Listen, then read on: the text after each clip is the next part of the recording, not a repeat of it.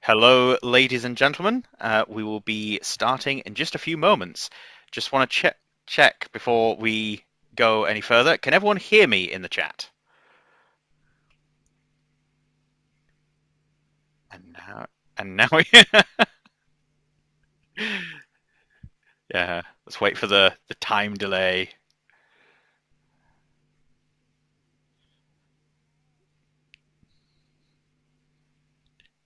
Yes! Haha!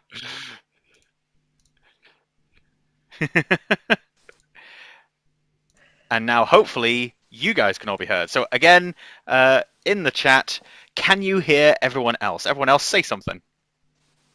Hello. Hello. That's everybody at once. Awesome. Oh. Because I'm looking at it, and I think my delay is longer than everyone else's, because I can't even hear me. Hello, ladies and gentlemen. I've just kicked in. There we go. We're good. We're good. Yeah. Loud and clear. Score! Awesome. Oh, the time delay. My time delay is like a minute and a half. It's weird. Oh. Yeah, cool. Right. Hi. Hello, everyone. Welcome to Crit It and Hit It, the game show where prizes a bit. Wait, no. This is the live stream D&D game Crit It and Hit It. We're playing 5th edition Dungeons and Dragons. We are 5 nerds who have nerdy little businesses, but we also enjoy playing D&D an awful lot, and so we decided to let you guys spy on us because we are those kinds of people. I am Drew Murray of Master Tier Gaming. With me today, as always, are 4 others who should probably introduce themselves. Let's go from left to right. So we start with Kerry and move that way. Alright. Hello. Kerry from Tabletop Crafter. I am playing Amy, the human Paladin. Gonna go with that. Alright, I am Laura. I'm playing Airden, the Eladrin warlock, and I run Dark Moon Dice, making handmade dice. Hi, I'm Abby. I am from Trade and Tested. I don't know if you can see me. Can you see me? Yeah. Yeah.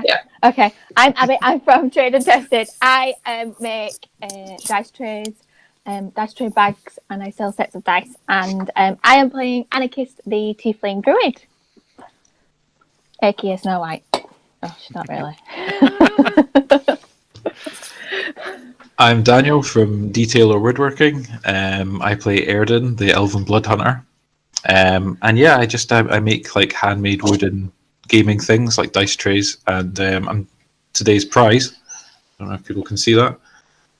This is one of our dice chests, which the best thing about it makes a lovely noise when you close it. But yeah, so hang around for the break when we're going to do the prize draw, where we'll get everyone to enter into the chat. And then we'll pick one of those names, and you get to win one of these. You can pick the wood type, the fabric, everything. I've seen that dotting around Instagram. The sort of pale, is it like a beech wood or something? Yeah, we do. I do. The main wood is, because this is walnut, which is my favourite, and then that's got ash as the little accent. But I do ash as the main colour, and I do oak as well. Oak's really popular. But the lighter coloured wood one like comes up on my feed fairly regularly, and I keep seeing it. I'm like, that would be really, really nice. Because at the moment I've got some small rattly little chest which I had in front of me, and now is behind the laptop screen. This is professional, guys. Yeah, so I've got one of these little things where the dice are just like rolling around. And it would be really nice to have one of those boxes, so I might enter the competition. I can't win though, but no, you're not allowed to enter the competition. I have to say, enter your own competition. I have to say they are awesome because I also have my own. I'm waiting for payday. I'm so excited. With some dark moon dice and then yeah, do what I do and just pass to your partners to invite a party. It's my birthday 2 weeks today, actually. Oh, no, Well, there 2 you weeks on go. Sunday. Yeah. Yeah. If you're watching live.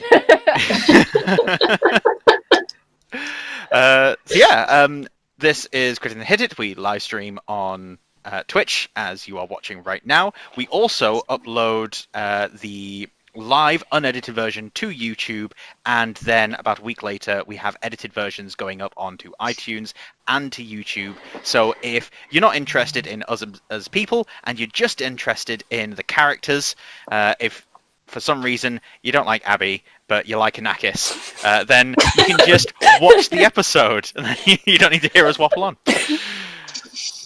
And you also get some nice background music as well, which has been very ably edited by Daniel and myself. But yeah, so that's the guff going on with us. Is there anything that we want to discuss, talk about, shout out maybe? Is there anything that people are doing? Any drawings that have been done lately? I'm happy to do that later on if you want. Talk about all that at Yeah. the break or after the break. Do we do it after the break? Yeah, I think so. All right. Can we get a recap of last week, though, please, Drew? Yeah. You want me to recap on last week? Well, what do you think? I recently listened to last week's episode when I was editing it, but just for everyone at home who hasn't listened to our lovely podcast or edited videos. So, for everyone watching and for the players as well, because it has been a fortnight.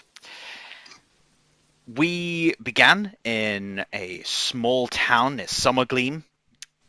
We met a drunkard called Simon, who turned out to be a bit of a priest to a small church who had sent people on a quest and they had not returned. And so he went to go and find them.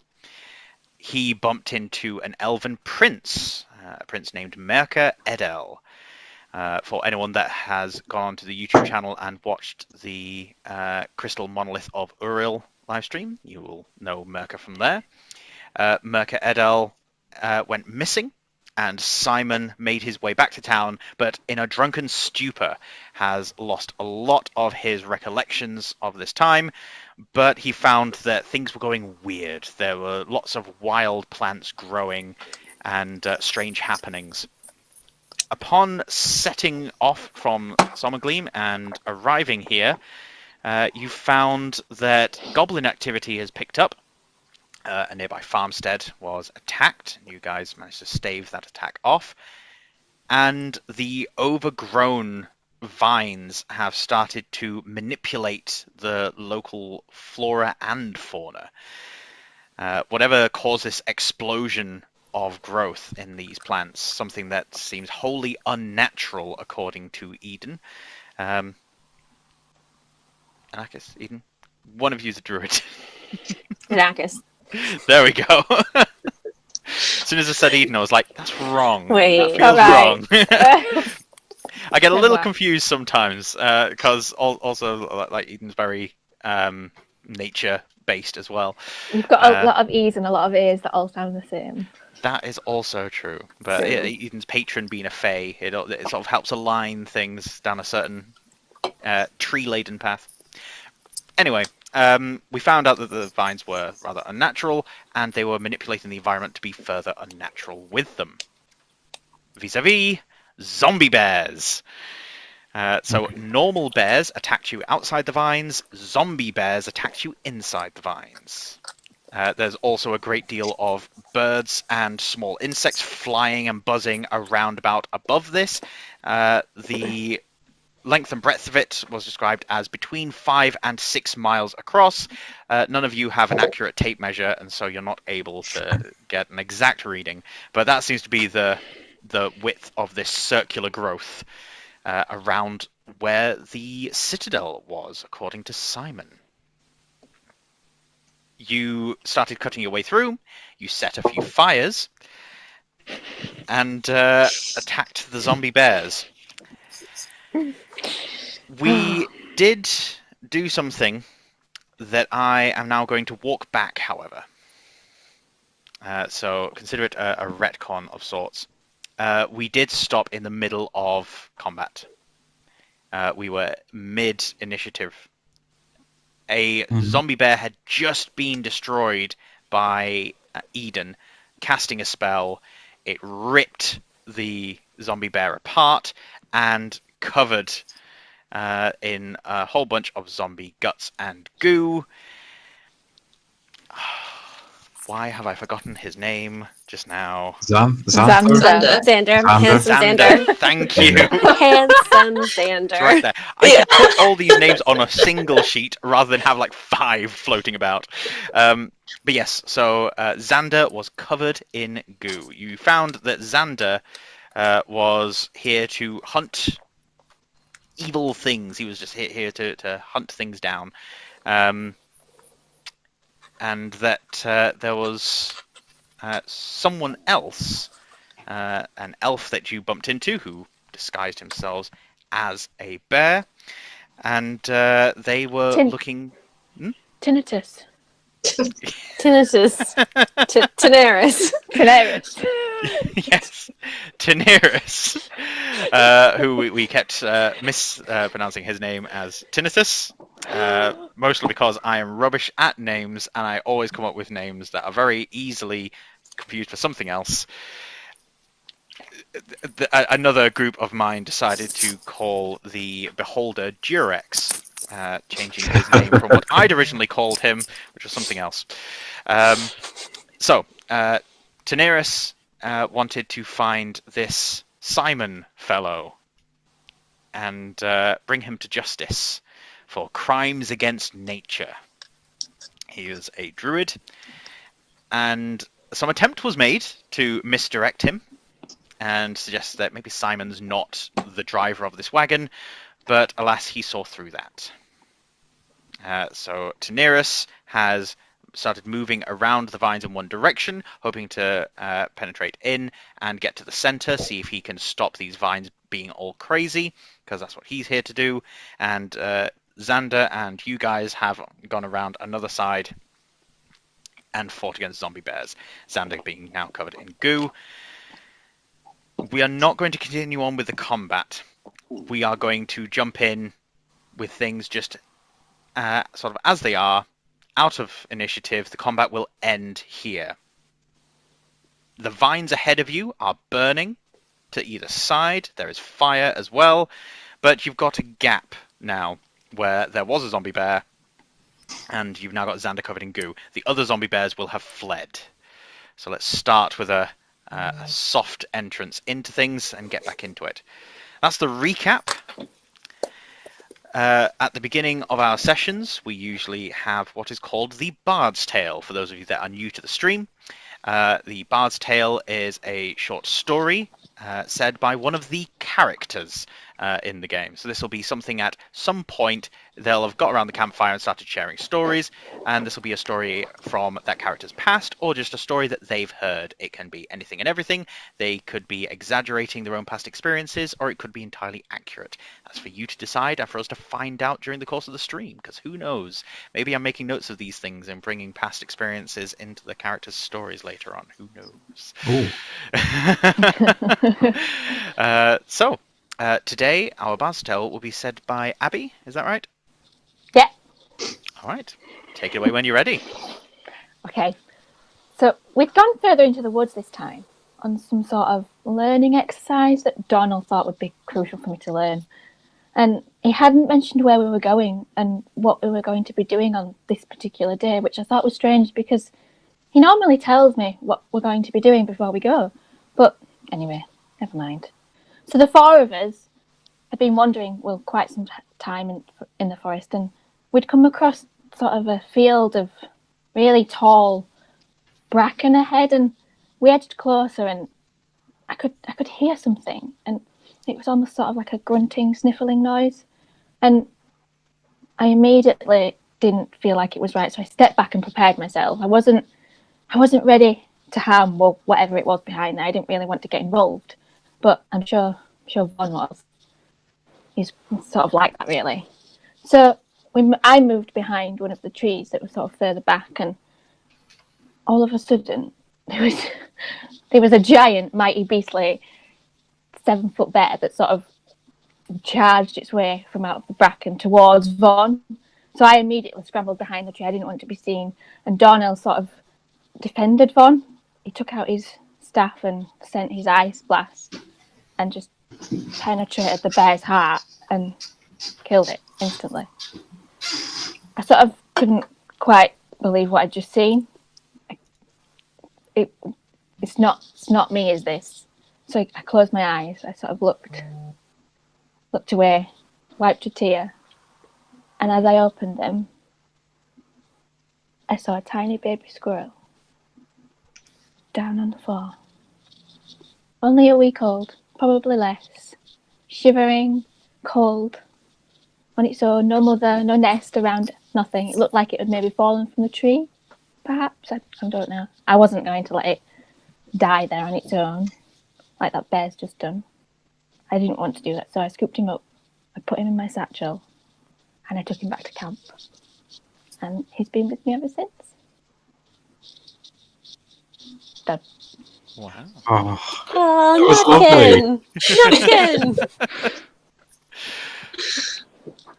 I love that.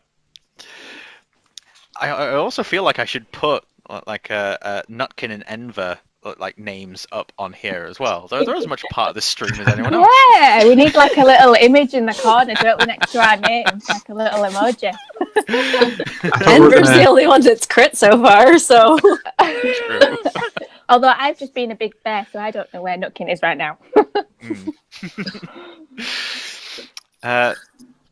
So we are beginning with the fire raging, smoke billowing upwards. It is you guys, sans Simon. He is outside the vines with the wagon, and Xander covered in goo. He had a dagger raised as if he was about to stab the zombie in the back, which is a name I've just stolen from the chat, by the way. Thank you to whoever did that. Awesome. All right. Can I clap my hands together and shout, Xander, you're back? Stop flirting, Amy. Well, he's handsome. Jealous. I saw him first. He slides the dagger into a holster that you see is at the side of a piece of his leather armor inside his jacket. He swishes it across the front to cover it up again and starts trying to get rid of the gunk that's all over him. Pleasure to meet you all again.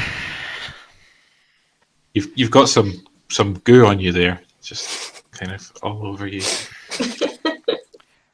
None of you are a wizard, are you? Ew.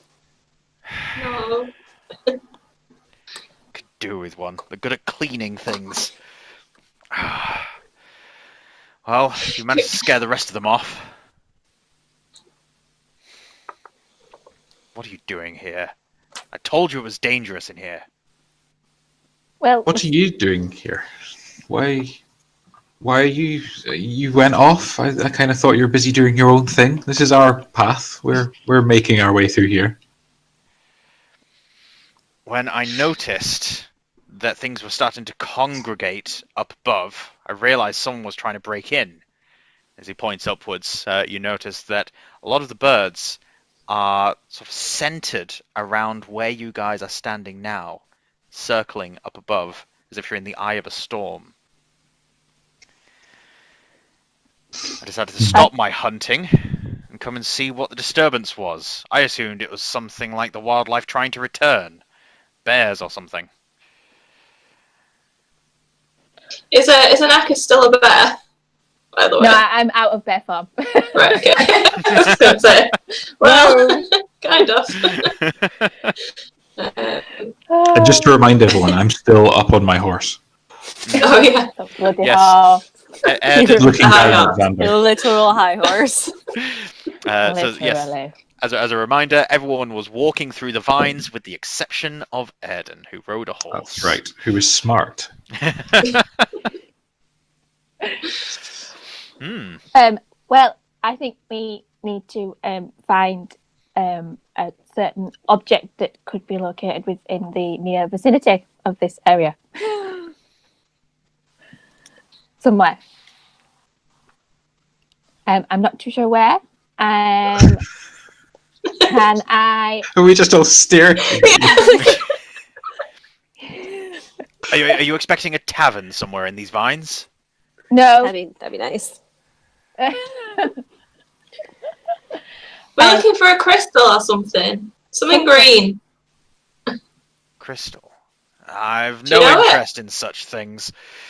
No. Well, in that case, I guess you best be off. You can carry on. Don't you need to worry about us. We'll just go on our way, and I'm sure we'll see you again sometime. Don't be rude, Airden. He can stay. Yeah, but Airden, look, he's big and strong. He could help us. We need some muscle in this team. I just sort of tap Airden on the shoulders and say, "It's okay, don't worry." On the horse.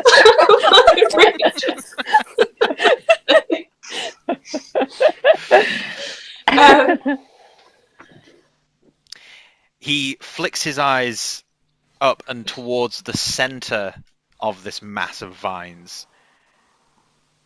Lifts his head a little as if he's hearing something. And then turns back to all of you. I'd recommend turning back. And then he makes a dash towards some vines that are not currently on fire. But you see that the section that he's standing in seems to have been mostly cut away, as if someone's come along with a strimmer and just removed all the vines. So he's in essentially a clearing. So when Eden compelled the vines to rip that bear apart, you've essentially now got a doorway between the pathway that you were on, that is now on fire ahead of you, and you've got this slightly flaming sort of archway to an opening and another pathway in. Sure. I say we go that way. Yeah. Is that where Xander's just gone? That is where Xander's just gone. Oh, Let's follow him. Let's follow him. Follow Xander. Let's go. Follow that guy. Start walking. I See, guess now I'll follow. everybody wants to follow the new guy. We're getting such mixed messages.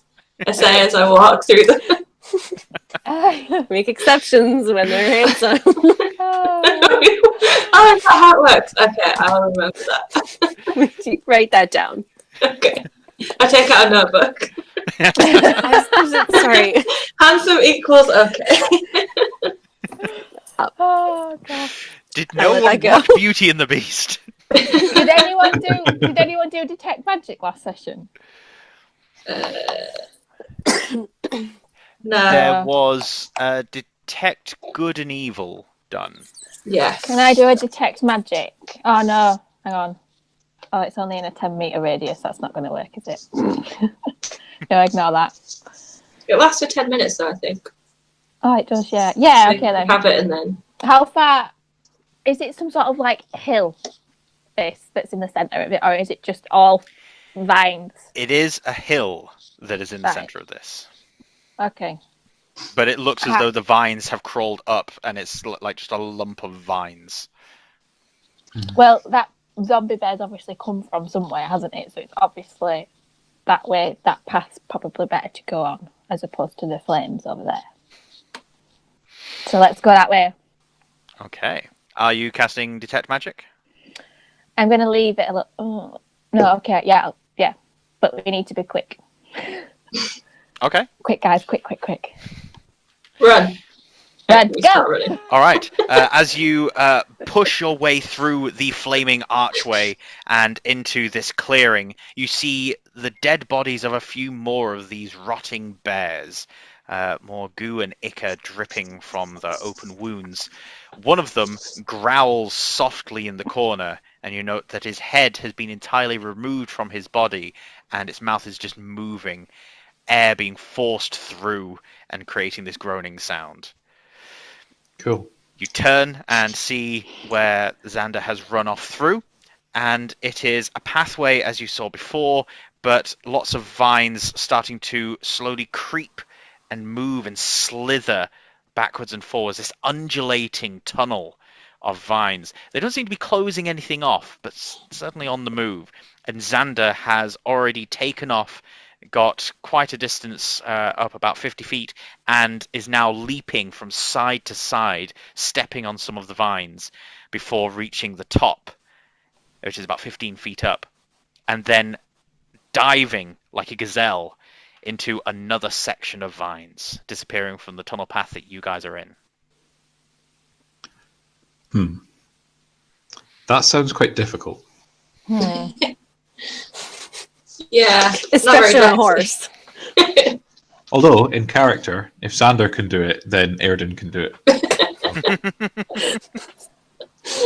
That's not But that's not me, stats based, Daniel, is it? yeah, I'm me as a player. I'm going. That's not a good idea. So, continuing down this undulating path. Sure. Yeah. On my horse. It continues on, and as before, we will require a Constitution saving throw from everyone. Yeah. Ooh, yes, got nat 20. Oh, nice. That's the first roll of the day. 21. Sweet. No. Oh no. 1. Oh! Laura, what was yours, down. sorry? 14. 14, okay. God. It begins. Yep. I cannot roll in this game. Do you have any spell slots left? Nope. Out of interest. Nope. She used Go to be down. bossing everybody around. Yeah. Airden. You be quiet. You come back here. Stop it. That's all I had. Seeing the path ahead, Anakis and Eden, you will both be able to see that while the unnatural element of these vines is ever present, it just feels wrong the way these things are moving. You do note a natural progression to it. It's almost like a prolonged heartbeat. There's a rhythm to these undulations. And so you're able to very deftly make a path that produces the least amount of difficulty for you and your party, as the thorns stick out from these things and move around like cutting scythes moving through this pathway. You're able to guide Airden through and avoid getting any harm done. Wait, is he still on his horse? Is he still on his horse? He is still on his horse. So It's a good sorry. So like We are one. Me and Anakis were just like helping this horse along with carrying it. Get off the horse. Get off the horse. No, it's fine. There's no problems yet. Whereas Amy, unfortunately, notices that a few of the vines, as they're moving forward, have small pustules on the side. And as she gets close to one of those, it pops open, distracts her for a moment as this gaseous smog fills her face. And as the gas dissipates, she blinks her eyes open and sees that one of these thorns has moved and started to cut across her cheek. She is now bleeding a little, but not enough to cause any undue stress. You have taken 6 hit points of damage, and unfortunately, Kerry, Amy is currently poisoned as well. Oh no. Okay. What's the effects of that? Poison is a status condition. It essentially means that you get disadvantage on ability checks. Fantastic. Yes, and attack rolls. Cool. Attack rolls and ability checks until you are no longer poisoned. Okay. This represents an hour of travel. You guys have been moving through this tunnel, seeing that there are further thinnings in the sides of the vines. You can see other pockets, sections in this vine maze that would similarly give you an opening to move through. But over the course of this... Sorry. No, you finished. Okay. Over the course of this hour, you find your way to a crossroads, something that you've not seen in this path before. As you get to this crossroads, you note that the hill is looming directly in front of you.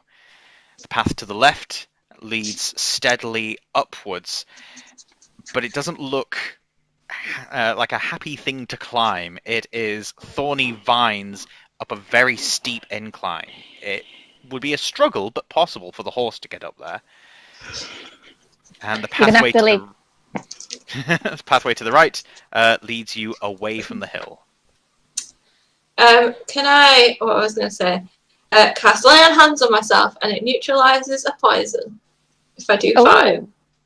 Yes, it does. So you're I going to spend 5 points. Yeah, I don't get that as health as well, though, do I? No, do I? it is basically you're like buffering up the power. And once you reach that critical mass of 5 points, it's then spent on either healing or getting rid of a status. Yeah. Okay, I get rid of poison. Drew. Yes. Druidcraft. It's a transmutation, isn't it? So I believe so. Yes, it's a cantrip. yeah. Right. Okay. That's fine. I just wanted to check. You can carry enact on. minor changes and things and like affect plants around you. Yeah. Can I sort of? It's within a 30-foot range, so can I? All the spikes. Can I turn them soft? Is that? Can I do that? Like that would like be something that you'd be sponge? able to do with normal plants. However, since it's a cantrip, you can try for free, and it does not affect these things. There's something magical and off about these vines. Okay. Okay. I think I just and lead my horse up this steep hill. Your horse is going to die. I'm not going to ask what everyone else is doing. I'm just leading the way. Right. I would like you to make a. I'm going to say instead this is going to be an athletics skill check. I'm going to allow you to use your proficiency for this, even though you're riding the horse. Well, I think my athletics is 0, so.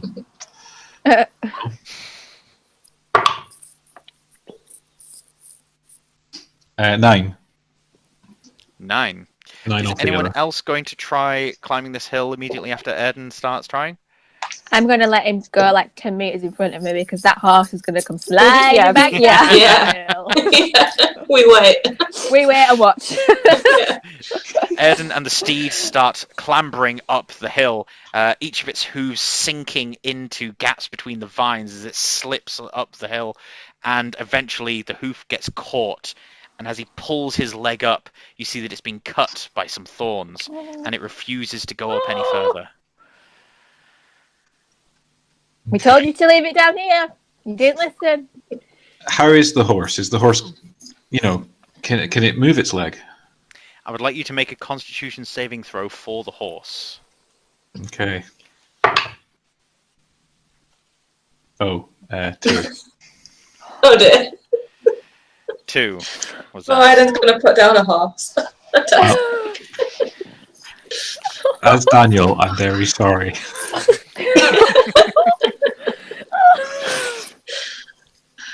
The horse does not look good. Do you have any way of assessing the damage of a horse? Do you have handle animal or the medicine skill? Or No. would you like to make an attempt at those regardless of your training? Like maybe this is just something you've picked up.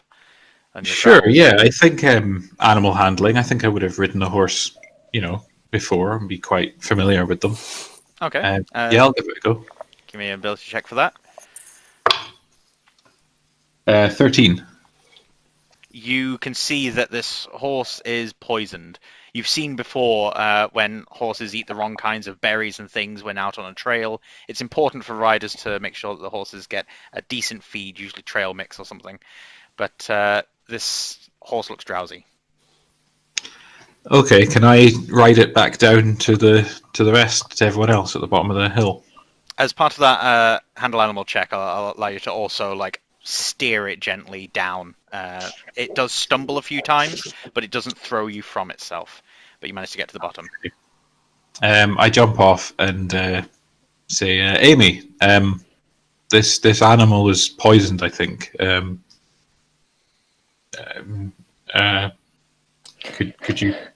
Could you fix it, please?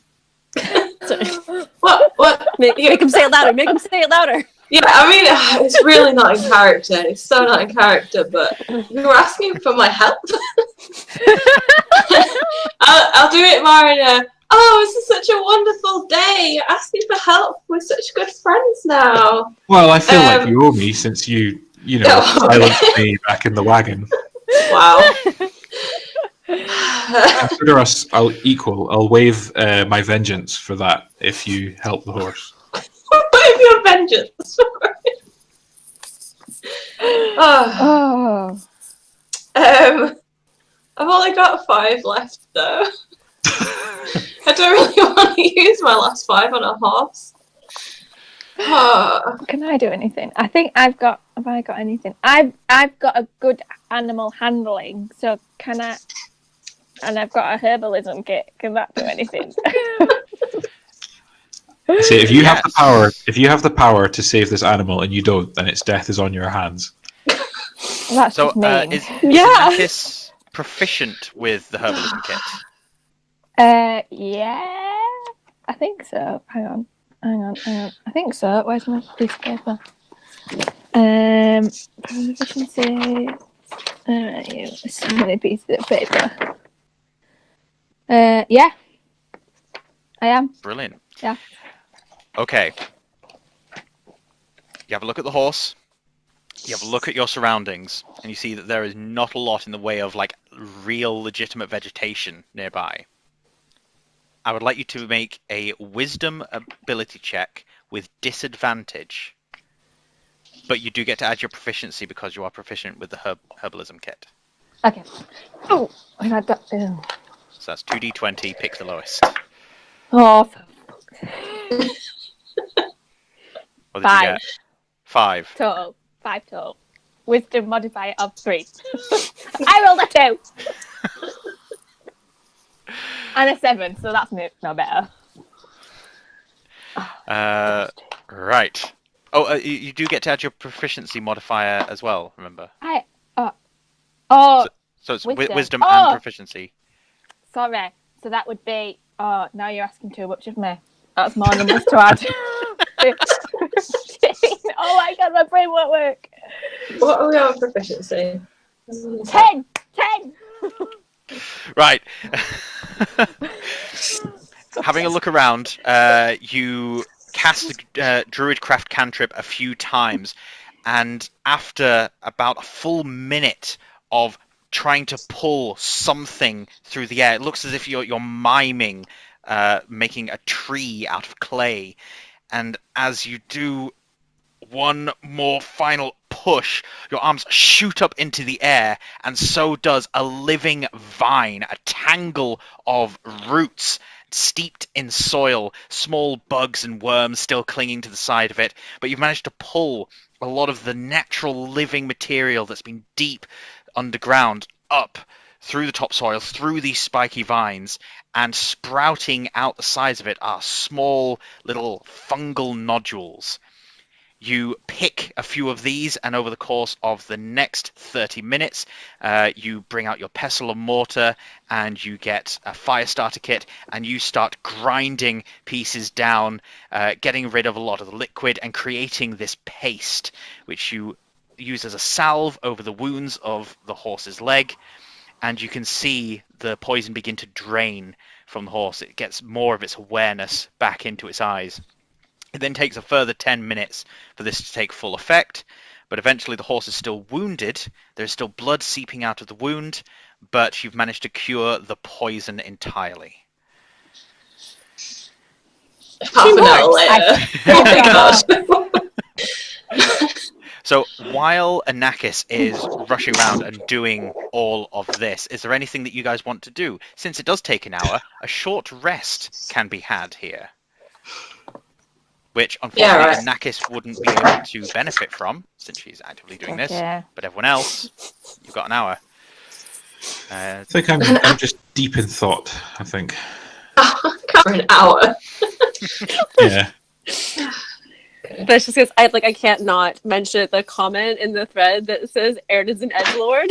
Yeah. I'm sorry, it's killing me. I had to say it out loud. I had to say it out loud. No, you need is like a fedora and a neck beard. That should be my motivation. I should just have that written out just on top of the screen. We need to get that printed on t-shirts, guys. Airden is an edgelord. For the bid. If we could have oh my gosh, what's that? Shano, the guy who did the. Oh yes, Shinobi NZ. If we could get him to add a fedora and a neck beard. No. I'm saying now, canonically, he does not wear a fedora. He's clean shaven. He's an elf. Oh god. Right. But like, Yeah. you could make an exception. Sorry. Oh, what a way. Okay. Sorry. an hour. Yeah, so short rests. Yeah. Yes. Was that you how rolling much- hit dice there, Kerry? Yep. What do you add to it again? Con? Your Constitution modifier, yes. Yeah. That would be 5 health. That's somewhere. Yeah, I'll just wait for her to finish. In this burning briar bush for an hour. Mm. The fire is a good mile or so back. Thank Right, you. okay. Let it go, Amy. Let it go. It's still burning, still raging. The smoke's still billowing upwards, but yeah, the fire's some ways back. Eden, anything that you're doing for the hour? Short rest. Good stuff. Oh yeah, that's what I should have done. Well, No, you can help me tend to your horse. I think I'm very. No short rest for you. I'm looking at the horse and kind of thinking about what I've done. No, that's not very Anakis. Go ahead. My Sarah. rare moment of Okay. character depth. Now, at the end of this hour, you see that the horse is tended to, no longer poisoned, but it keeps pulling its head away, especially from Airden, but mostly just from the hill itself. It seems somewhat reluctant. The reason of which you don't know, because you can't speak to horses. I can speak Someone to can. horses. So can I? No, I can't. Can I? The, No. the spell lasts for about an hour, I think it was, or 10 minutes. It lasts for a fairly short amount of time. But you do have the spell, Speak with Animals. I do. I did cast it last session. Yes, you did. So I still have that's mine. left. Oh. If you want to, you got some questions to ask the horse? You want to talk to the I mean, horse? I feel Yeah. like You it want to just. talk crap about Airden to the horse? I feel like it's just going to be that it got hurt though. I worry about wasting a spell slot on that if we're being, you know. I think mine's still prepared. Is mine still? Did you say mine was still prepared, Drew? Oh, would it have gone by now? No. It's Your Speak with Animals will have run out by now. But it is a ritual, so if you want to spend the last 10 minutes of this short rest performing a ritual, like after you've applied it and you're waiting for the poison to be seeped out, you could be casting this ritual. Mine's an invocation. I think I can use it like a cantrip, like instantaneously, over and over. If you, is it Warlock. still use a spell slot?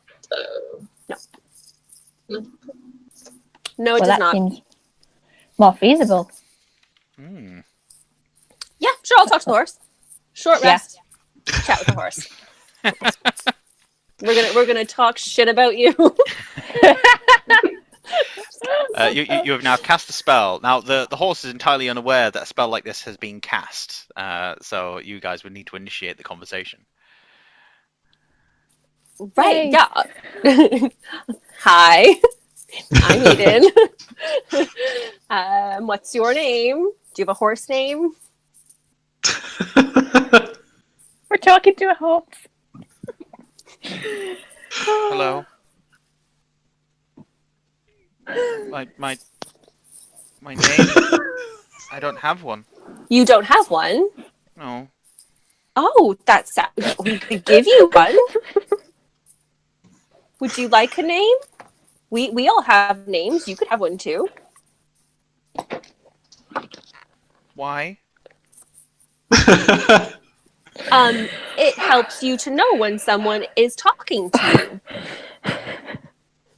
Why are you talking to me?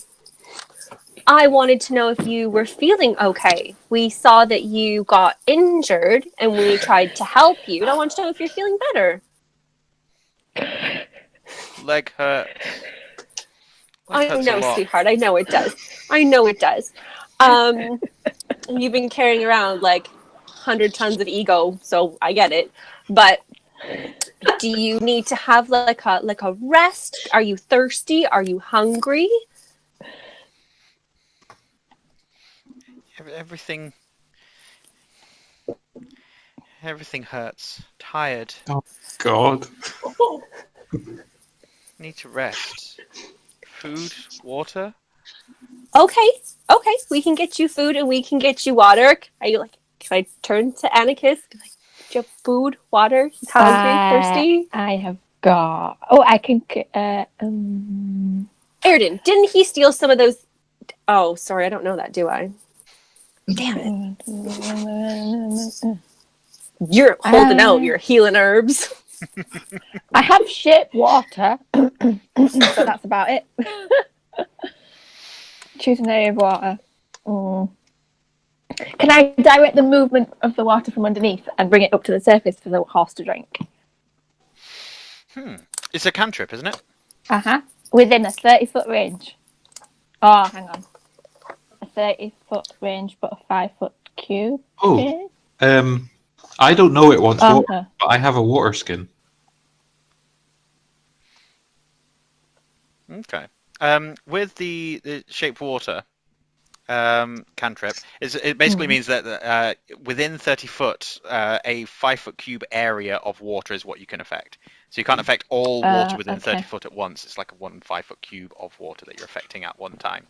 So you could, if there was an amount of water 30 feet below you, you could bring it up slowly, basically shifting it 5 feet up, and then 5 feet up, and then 5 feet up through the soil. You can do that if you want to do that, similar to the way you use the Druidcraft. Yeah. Okay. Again, takes about a minute for you to get it, but similar to the vines coming, if you get droplets of water floating in the air in front of you as you're weaving your hands upwards, drawing the water up, and every time you lift your hand, more droplets come up and join these clumps, these droplets. They're all starting to amalgamate and shimmer in front of you in this massive ball of water. The horse is freaked out by this. It's never seen this happen before. And is moving backwards and sort of bumping between Amy and Eden. No, it's okay. It's okay. It's all right. It's just, can I go and like poke it? Just water. You can drink it. I'll try drink some.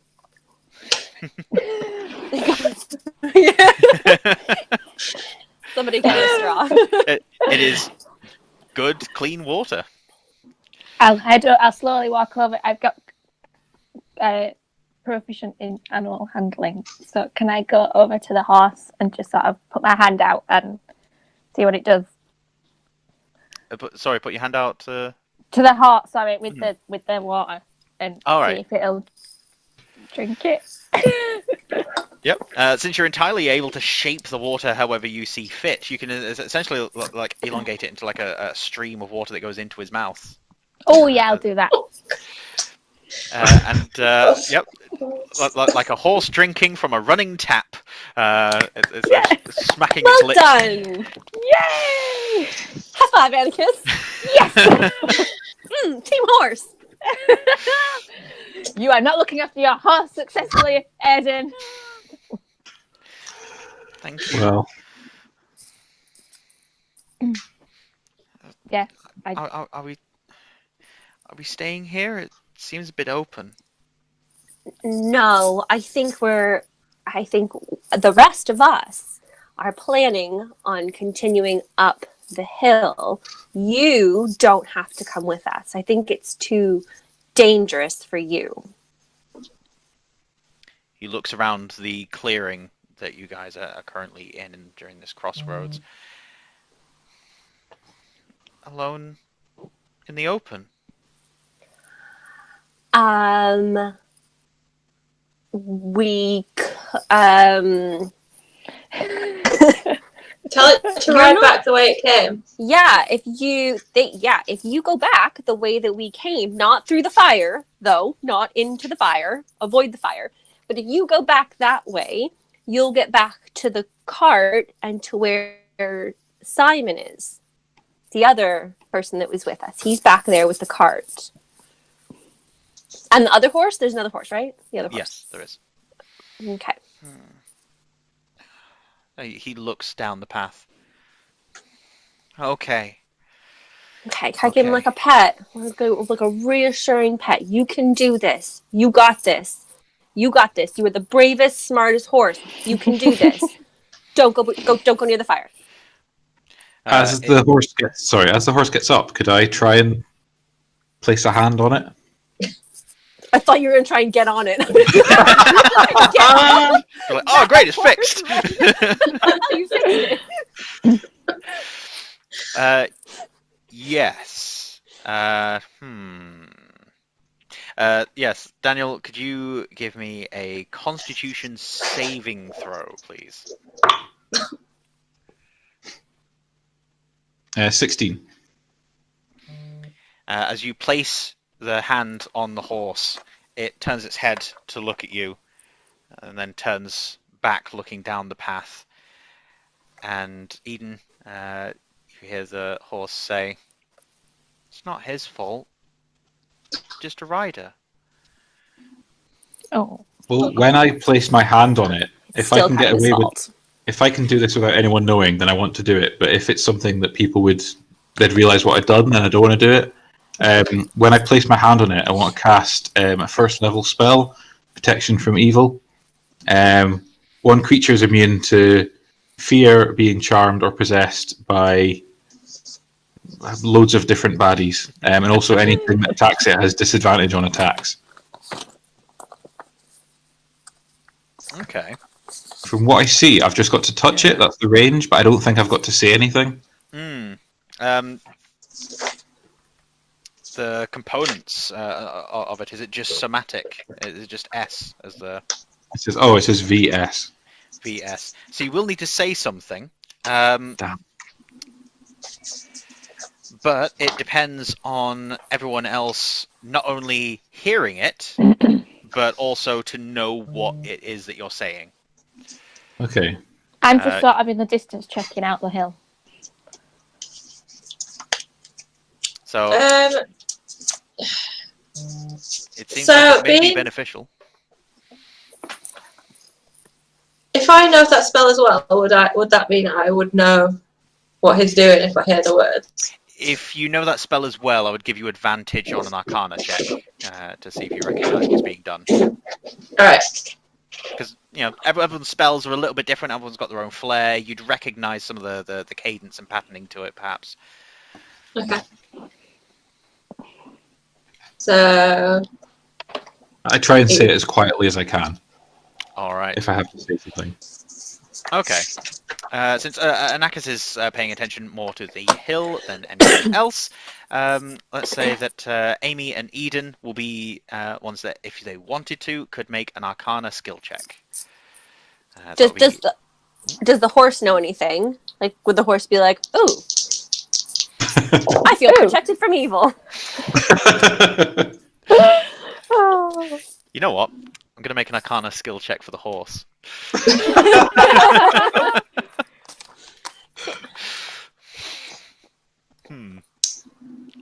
I rolled double 14s. So Ooh. 14. I can't get a plus. Ooh, rolled a 19. So 22. Okay. What's your usual spell save DC, Daniel? Sorry. It is.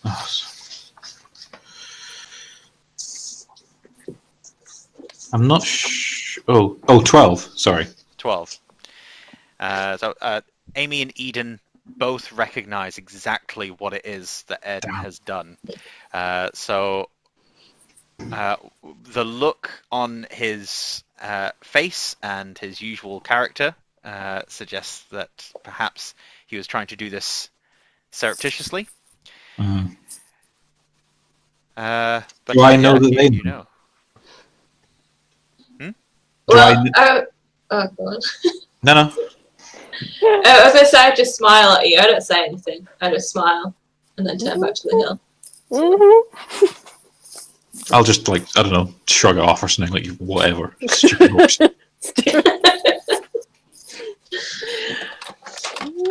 I'm on to you, Airden. Right, I want to climb the hill. All right. Let's Just go. before the horse heads off, he turns, nuzzles Airden No. aside the head, Aw. and then You got turns your own down the little path. king. Oh my I god, push please let the me. horse away. Oh. It's adorable. Are you all right, Laura? It's adorable. I'm gonna cry. I know. So cute. Sorry. All right. The chestnut horse gallops away at a solid canter, managing to avoid a lot of the moving vines, and you guys turn your attentions towards the hill looming above you.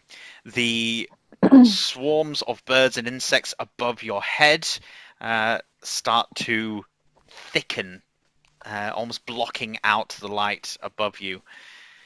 Can I cast Druidcraft and create like a? It says you can create a tiny harmless sensory effect that predicts. Oh no. So I want to create a light that will distract the insects and make them clear away. So a bright light somewhere else, Oh. elsewhere, that will take the attention away from us almost. You'll be able to create small flickering lights dotting around the place, but nothing as strong as a torch or a Right. lantern. So nothing in the way of a bright light that would attract the attention of a larger beast, but certainly something like a moth would be attracted to the small lights that you could create. You can create those within the 30-foot radius of you. Okay. Oh yeah. Well, I'll do it exactly 30 feet away from us. Over there somewhere. You do note that some of the swarm deviates towards it, but there is literally not enough space where you've cast these lights for all the bugs to be. So while there is a slight shifting, there is still hordes. Perhaps a more apt description would be a raging ocean of birds and insects above your head. Cool. I wanted to make that clear. There are lots of them, an unnatural and ungodly amount of creatures. Think the birds, but with bugs too. Alright, let's keep moving. I don't want to stay here much longer. Keep going. I climb the hill. Striding across. up the hill. Everyone, make me a constitution. No, not a constitution save throw. We are going with a strength athletics skill check. Yeah, that's my bag. Ew. Ugh.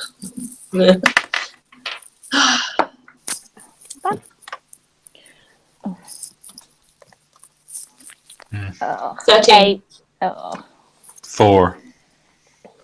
15. 8. Right. And 4 with Daniel. Okay. Amy Airden and is very dexterous. He's not strong. Okay? He has other good qualities. Amy, Eden, you guys get halfway up before looking down and seeing that Anakis and Airden are struggling. That Airden has managed to get his foot caught in exactly the same spot that the horse had got his foot stuck in before. And as he tries to pull it up, Karma's a bitch. he sees the thorn sticking into the side of his boot and tearing at the stitches. As he pulls his foot all the way up, he is entirely unharmed, but he is now sans boot. No. No, not my boot. Your priorities, man. Well, I mean, I'm getting the boot back. Anakis, you have struggled to get very far because everywhere that you are placing your hands and your feet is unusually slimy and slippy. You've managed to get up about a quarter of the way. Amy and Eden, you have managed to get enough on your rolls to reach the top without needing to make any other sort of check. But you are halfway up when you notice that Anakis and Airden are struggling a little. I What do you want to do? I forgot. I will go back down and help. All right. Being the big, strong paladin, muscle lever is going to go down and help. Do you have like a rope? Amy, do you have rope? I don't know if I do, actually. I think I took the scholars Oh, I do. scholars I do. pack and said, yeah. I do have a rope, yeah. Is there like, can I stay up there with the rope, like tie it to something, like long enough for you to go down and then help to like? Yeah, it's 50-foot rope. I don't know if that's enough. There is plenty of vines that you could like loop a bit of rope around to be able to secure it. Okay, I throw my rope to Eden, and I'll go back down to Airden and help him specifically, giving him like a very bright smile, but a see, this is me helping. This is what friends do kind of face. Okay. When you say help, what do you mean?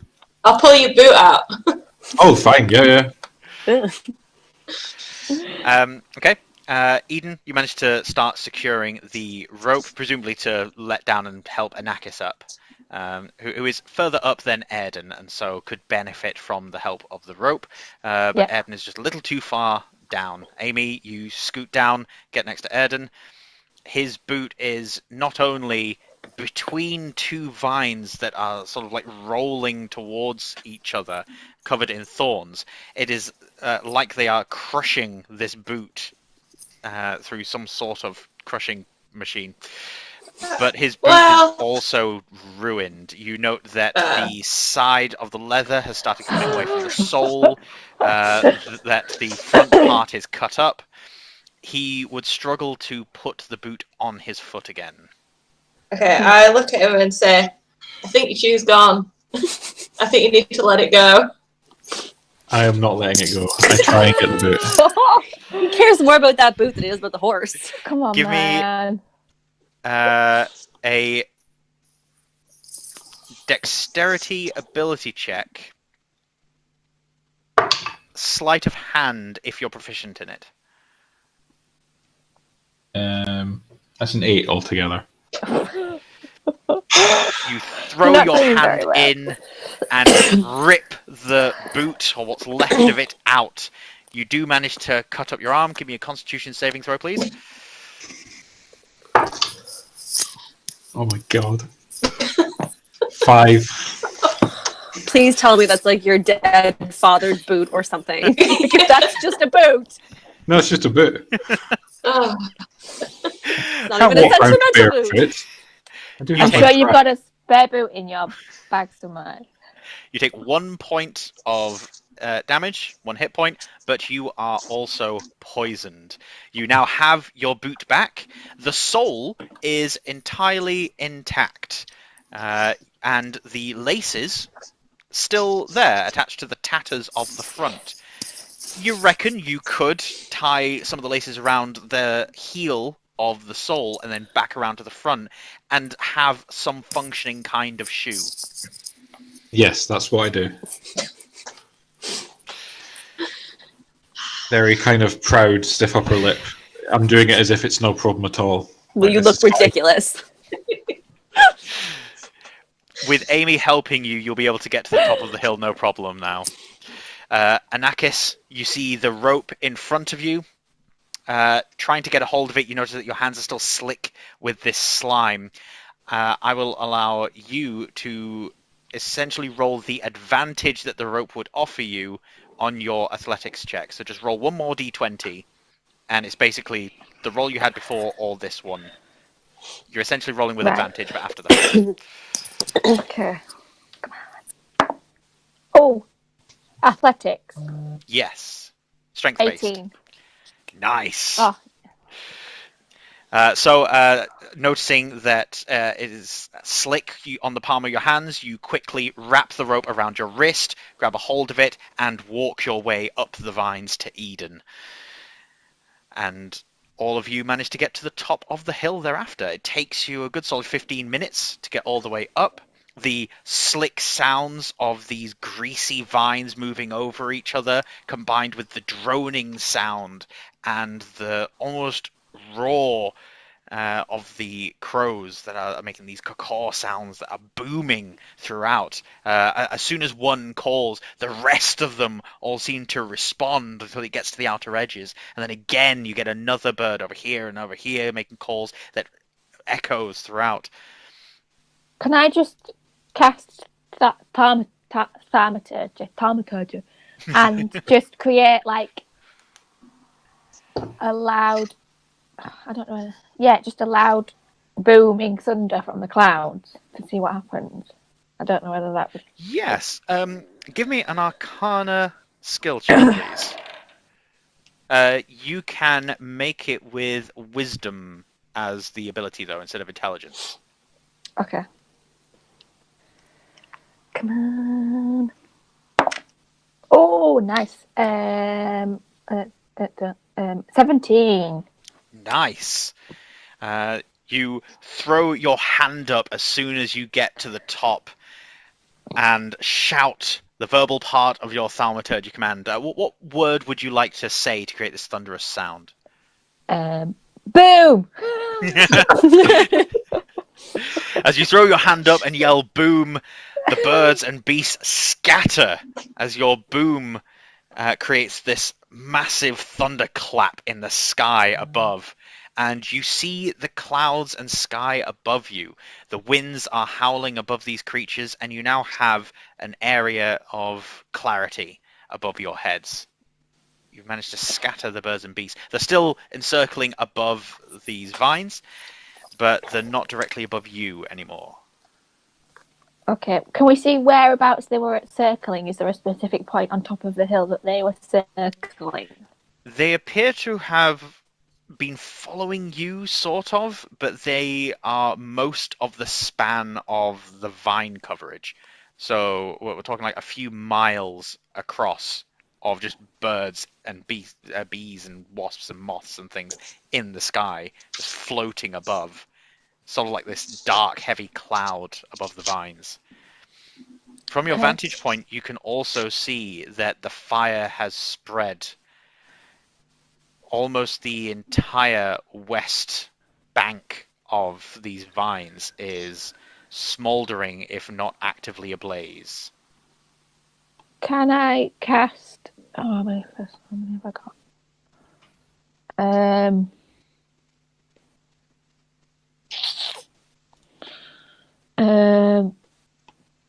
Can I cast? Oh, I don't think I've got it prepared. No, I don't. I was going to cast. Oh, do I? Hang on. Control. Oh, is that my clip? Hang on. I'm just getting confused. Have I got some sort of water? What did I create and destroy water? It's only I believe that was 30 something that was used before, wasn't it, to put out the fire? Yeah, but I can't. It's still the same range as what control flame. Oh no, control flames is control flames is 60 foot. How far are we from the flames? You guys are a good half mile from the flames. Oh. Yeah, it's probably fine to just let them burn, right? Well, that's not a lot we can do about it. Yeah, that's true. Yeah. What's down the other side of the hill? Can we see anything? So the crest of this hill, the hill's fairly wide. It's a couple of 100 feet across. You see that there is a crumbling stone tower that is on its side. the hole in the side of which these vines are sort of coming out of and clinging to the side. You can see a few gaps where there's still stonework to be seen. Is there anything else? Oh, sorry. There's a small collection of swords and spears amongst the vines on the floor near this opening. And on the far side, past this, you see just more vines. What colour's the tower? It's very grey stone. Not green. No. You know when I had that vision thing when I saw this tower? It was green tower, wasn't it? Yes. Okay. It's not this tower.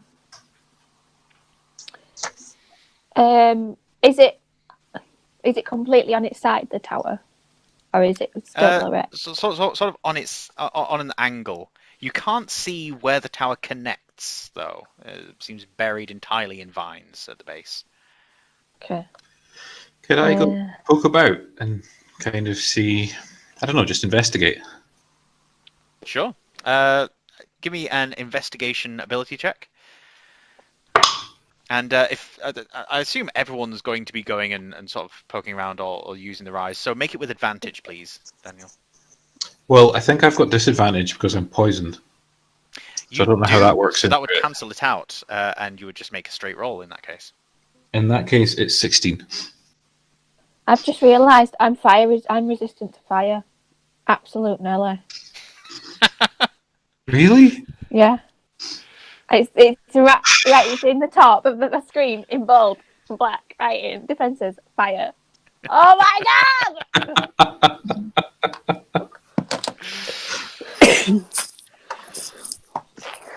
god! Getting closer to the hole in the side of this tower, you can see that there's signs of a battle that's happened within the last year, certainly, maybe just the last few months, although these vines shifting things about hasn't made things easy to determine.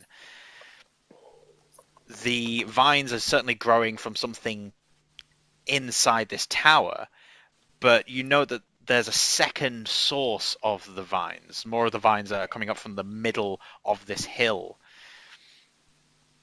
It's almost as though the vines have started somewhere deep underground, and they've found any openings that they can to burst out, and so they've come out of this tower and from the hill that the tower is on.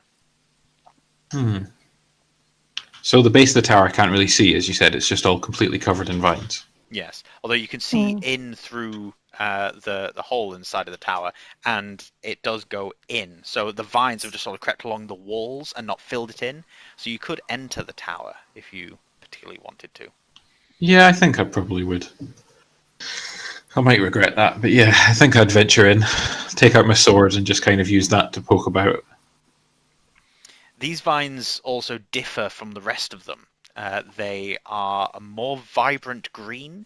There are fewer thorns on them, and there's none of the slickness, although they do have a slight rubbery texture.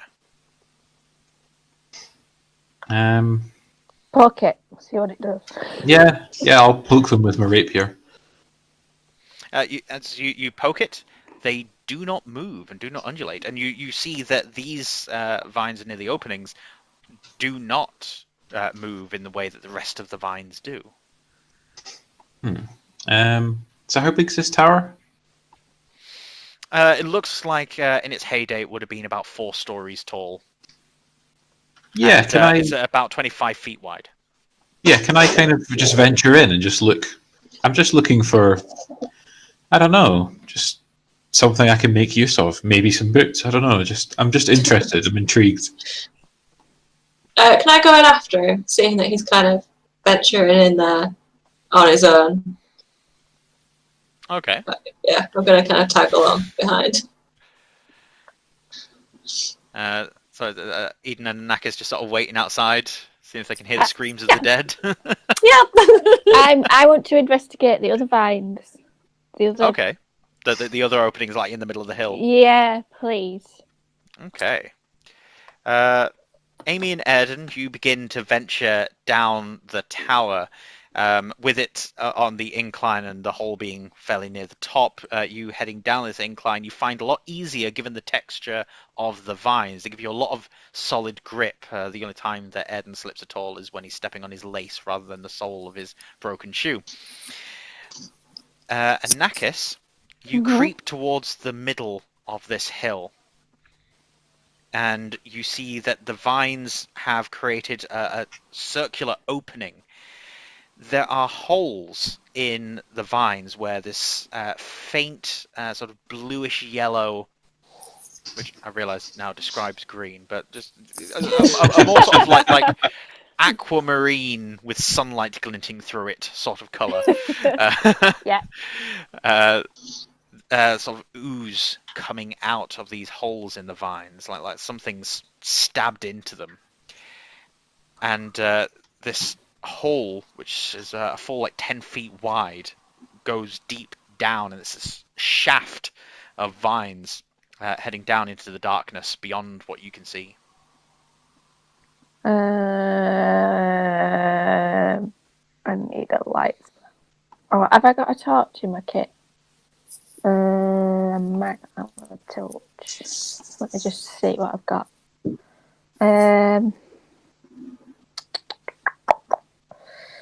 What do I have? No, I don't have one of those. Has anybody got a torch?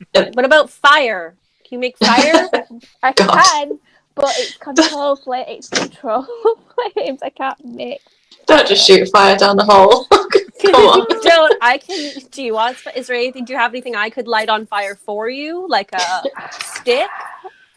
I can Where's still that? light to a sword, but I'm inside. I have a torch as well, but I'm also inside. I'll rip a piece of material off my cloak at the bottom and wrap it around us. No, because I've got nothing to light it. I've got produce flame, which is a spare. Oh no, it's a can. Oh no, right. Yeah, I can produce flame. Sorry, I'm not looking. Okay. You're gonna burn whatever's at the bottom. Okay. Too many spells. Yes, I will produce flame and shoot it. Shoot it down the God. bottom. Ooh, excuse me. Okay, you project a jet of flame that extends for 10 feet and then leaves your hand, and this jet shoots down into the depths. It goes on and on and on until the light disappears. And then, after a good 30 seconds more, you then see a slight spark in the distance. Too far and too small for you to identify what happened. In which distance? Like, where I'm stood? Oh, down the hole. Or down the hole? Yeah. Nothing else has happened. No. Has happened. How far down is it? If you take that small spark to be the bottom of the hole, then we're talking several hundred feet. Okay. Guys, there's something down there, and it's a very long way down. I shout across. Meanwhile, Amy and Airden, you find that getting down to the bottom, you guys can see in the gloom the shape, the outline of a doorway at the base of this tower. You've noticed along the way a few bumps in the vines as well, and at what would be the floor of this tower, near to the doorway, there are several body shapes that the vines are making, as if they've grown over the corpses of things that once lived. I go through the doorway. Or I approach the doorway. Looking in through the doorway, you see that this is a room that at one point had a functioning mezzanine level, and you now see that the vines have pulled it away, the crumbling masonry and bookcases that are broken, thrown to the side. There's the occasional manuscript still sort of intact. But vines have been erupting from a door that you see ahead and down a ways. This room seems oriented correctly, as if the tower and its doorway broke separate from this. So while you guys have come down at an angle and this door is at an odd angle, the room is properly arranged. So you go back to being level if you walk through the doorway. But there's not a lot of path in front of you, and you still be walking on vines. But you're saying all the vines seem to be coming from one point? Yes, and so the vines sort of lead you down onto the lower floor in this room with the mezzanine levels. You'd be coming in at the upper mezzanine level. The vines go down and through a doorway ahead. There are other doorways, but the vines seem to be coming from this doorway ahead. Okay, yeah, I maybe take a look at Amy and just to see if she's still following, and just head towards that doorway, the one where all the vines are coming from. Sure. Do you think we should get the others, or how deep are we going before we off people? Airden? I ignore her. I'm going towards the door. Rude. But I follow, knowing that there's the two of them are there together. So yeah, continue to follow cheerfully. Can I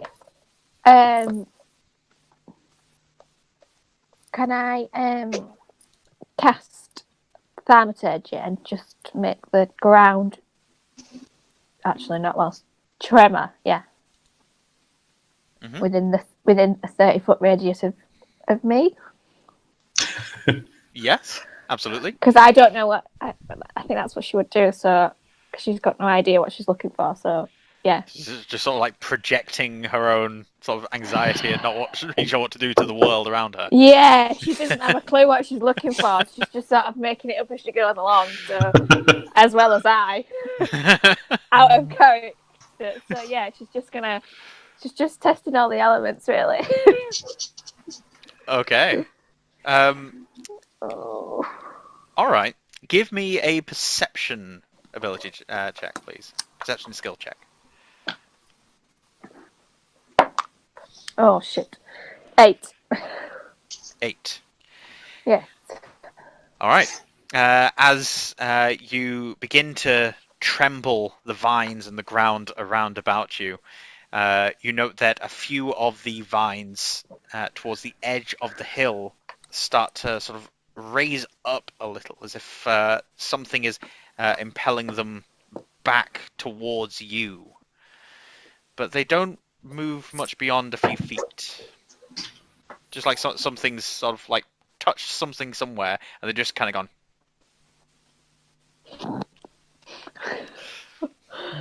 I realise that this is also going to be in a podcast, so for those of you listening to the podcast, I sort of like recoiled slightly, as if I'm sort of protecting myself a bit. Like a cat would when it hisses. Yeah. Does this affect anything? Does this affect anything inside the tower where we are? No. None of the vines move or anything. No. Okay. No. You are noticing a distinct lack of movement and noise in the tower. In fact, Amy and Airden, you guys have near total silence. Whereas Eden and Anakis outside, you've got cawing, you've got buzzing, you've got the crackle of distant flames.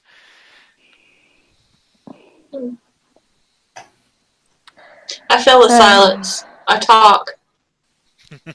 Just small talk, cheerful, chattering away. Yeah. I don't feel like there's anything here, so I feel like we need to investigate the tower and try and get in somewhere. Are you talking to me? Yeah, I don't feel like we can. Oh, it's just a hole. Yeah. Oh, we can't get down at least. So I think we need to investigate the tower. Okay. Let's go do that. All right. Eden and Anakis heading towards the tower. You descend down, finding it fairly easy to grip onto these. From your assessment, your knowledge of nature, you can tell that these are younger, fresher vines that have a certain vitality about them. That these are totally different from the vines that you've been experiencing thus far for the last few miles. They're still large, abnormally so, but they're alive. You're able to descend down. You see what is likely to be corpses covered by vines. You just see the outlines of like skulls and torsos covered in vines, and you see a doorway through which you notice this destroyed library. Down the vines, you see Amy and Airden investigating a doorway on a lower level still. I go down and join them. You want to go in the library? Not my sort of thing, really. We can Okay. investigate it if you want. You can have a look. Yeah, I'll go take a look. Just a quick peek around. Nutkin and Enver both sort of poke their heads out and shrink their heads back down again when you walk through the doorway, and they note that now there is no source of natural light. Enver, able to see in the dark absolutely fine, but Nutkin has no such benefit, and so snuggles in close to Anakis. It's okay, it's okay. I reassure Nutkin that it's all okay. I have no idea it's okay. I have no idea if this is okay. It's probably not. I feel like we're walking into a death trap right now, but it's okay. It's fine. Right. I mean, I don't want fire bold, but I want some fire so that I can see. Can I, I can produce flame. Yeah? Would you like... yeah, you I have a can. torch. You I have a can. normal torch. You are not with us, though. Not keep. I mean, I'm one room down from you, and you can hear me chattering away from the library, I imagine. I have tuned you out. Gonna burn this tower down to the ground, I guess. I'm not gonna. I haven't burned anything to the ground, Amy. I mean, okay, we'll see what it's like outside when we come back then. They're evil vines. You're welcome. I'm still burning something to the ground. The thing is a thing. Evil vines. Okay, right. Yeah, conjure fire, please. Okay. Just as a quick note, Abigail's picture seems to be gone. Are you still there, Abigail? I can still hear you. My battery is going to die. That's not good. But it's okay. I will rectify the situation. Do not worry. All right. So do I hear? So I know that Eden and Anakis are now coming down. yes, you guys will be able to see them. Okay, I shout to them. We're in here. We're in this room. Just follow Amy's voice. I say, oh, is it because you don't like it just being the two of us? No, I think you obviously enjoy conversation, and I feel I can't, I can't really give you the conversation you need. So maybe our other friends, you can speak to them. He's breaking up with you. He is breaking up with you. I say, can't or won't. I kind of usher you in their direction. But the door. Thought we were opening the door. Yes, there is no door. In fact, it is simply a doorway. The vines have pushed their way through everything. Can we get through that doorway? Or is it completely blocked? Yeah, you can get through the doorway. The vines are just coating the floor, walls, and ceiling. They seem to be leaving the passageways mostly unfilled. Okay. Take a look at what's in the next room. All of you together. Knowing... my apologies, just from Laura, did you say that you were lighting a torch or something? No, Anakis Anakis is conjuring fire. Ah, right. I am creating flames because I forgot I could do that. This is why I shouldn't have played it right. Right. How would you like these I am flames to manifest? Do you want like small orbs of flame just sort of like spinning around your head, or do you just like have a big ball of fire just in your palm of your hand? Big ball of fire in the palm of my hand. That sounds like the best way. Yeah. All I right. produce a big ball of fire in my hand. The light brightly shines from the palm of your hand, and by cupping your fingers, you're able to direct the light, sort of like a hooded lantern. Heading down this doorway corridor, you then find that there is a solid metal door blocking your path, below which there is evidence that vines have been trying to get underneath, but there's a lot of goo around about there, and not a lot of vines. And there's what seems to be another doorway to your left that is heading down. So we've got this metal door, place going down. The metal doors are fairly large as well. It's about 10 feet wide and about 8 feet tall. Is it does it completely solid? Does it have any holes in it, like any grates or anything? No, it's entirely solid and doesn't seem to have anything in the way of handles either. It's more in the way of like a solid metal sheet. Can I shoot it with Eldritch Blast? Yes, you can. Would you like to shoot it with Eldritch Blast? Yeah! Yes, I do. Eldritch Blast! I'm a warlock. What do I do? You cast Eldritch Blast. Oh. Say the thing, Bart. I cast Eldritch Blast. Yay! I cast Eldritch Blast. All right.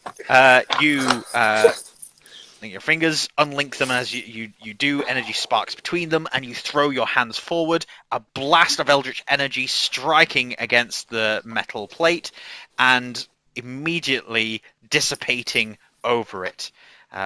Much in the way that shooting a lightning bolt at something, the energy would just quickly like spread across it and disappear elsewhere. After a few seconds, you then hear a very heavy gong, gong. Like knocking from the other side? Like something heavy knocking on the other side. I knock back. The same way.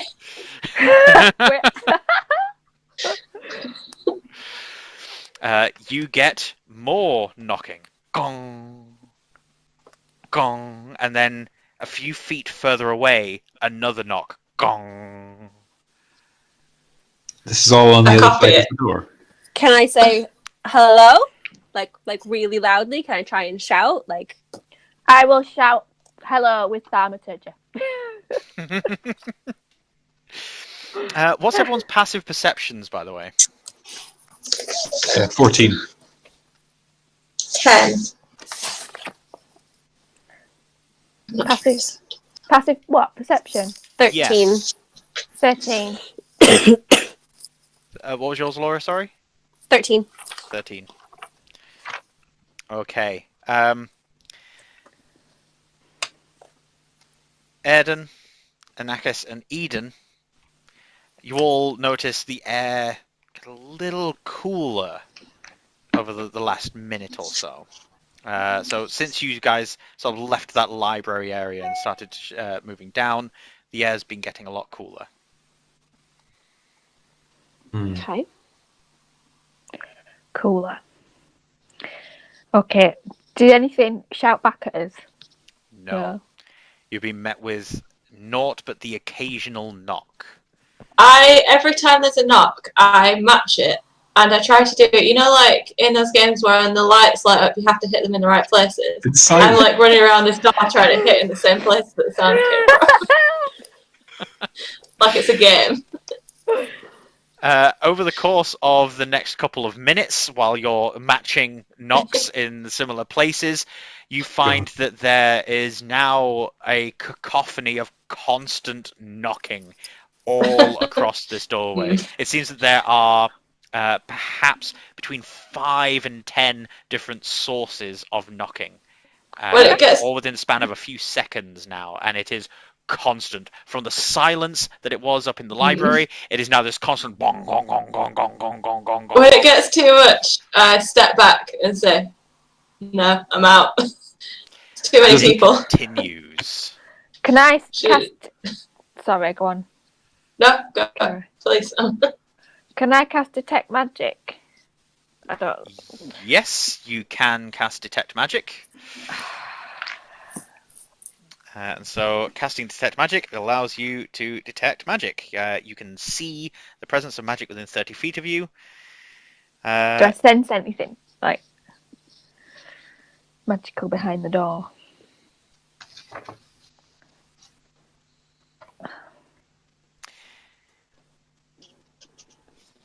You do. You can see this aura of humanoid shapes on the other side. You can see that it is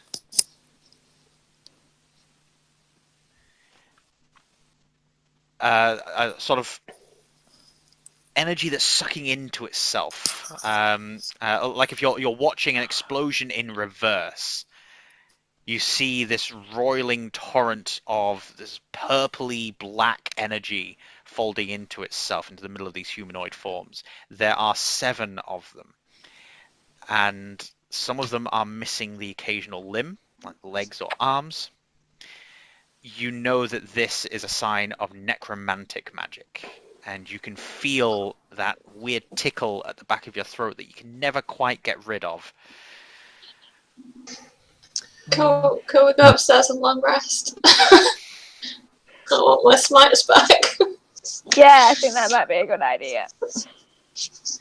Can I investigate the door and see if I can learn anything about it? Like, does it look if it opens towards us or away from us, or just anything? Like maybe try and find out how it would open if you could. I might be able to open it. Hang on. I don't know if we want to open it. I think we just want to know how it opens. Yeah, you Oh yeah, I can open it. Yeah, no, I don't want to. Another thing that you notice, Abby, is that they are moving in almost slow motion. Yeah, guys, these things are dead. Yeah, these things are sort of like moving their arms like this. Zombies behind the door, guys. Zombies. Zombies, not zombears. Oh, could be zombies. Oh god, zombies. Hashtag zombies. Zombies, zombears. I mean, whatever it is. Anakis, could you give me a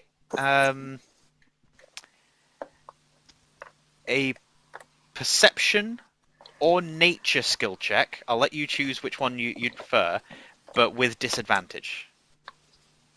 Well, I'm gonna go perception. Okay. Because that's more of a bonus. Right. Okay. Right, with a disadvantage. Oh no. Oh no. Well, that would be a 12. And then I rolled a natural 20. So I rolled a 9 and a 20. But it's still 12, so... Oh, for God's sake. What was it, perception or nature that you chose as the skill? Perception. From the size of what you're looking at, these auras, you can tell that they're about 4 to 4.5 feet tall humanoids. The specific form of them you can't tell, but they're not bears, certainly. But they're all like right up at the door. I think after Anakis told us that they were zombies, I'm even more determined to open the door. Okay, so do you want to do an investigation skill check to see what you can find out about the door? It's what I do. I hunt out the undead and monsters and evil.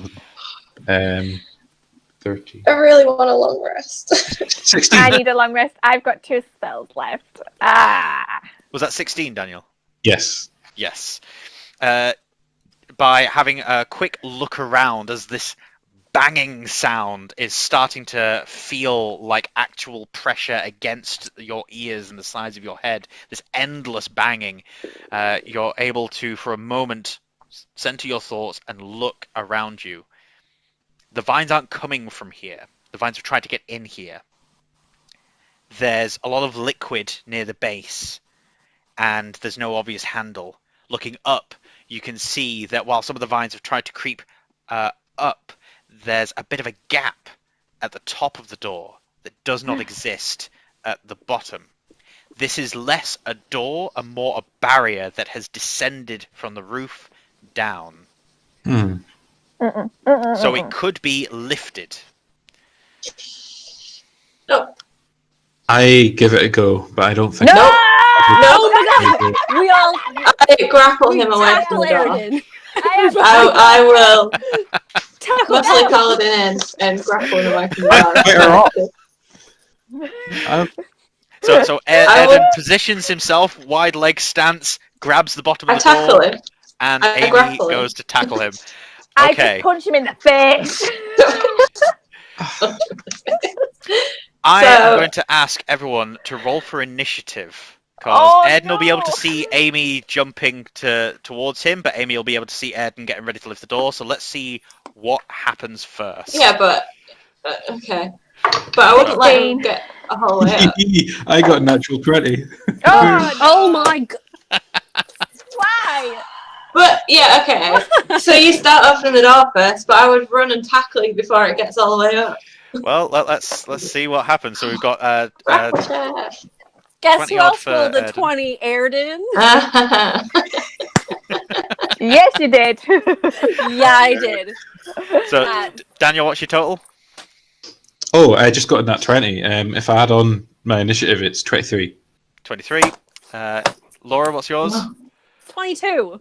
Ah, Abby, I tried. 16. 16. Oh, come on. 11. 11.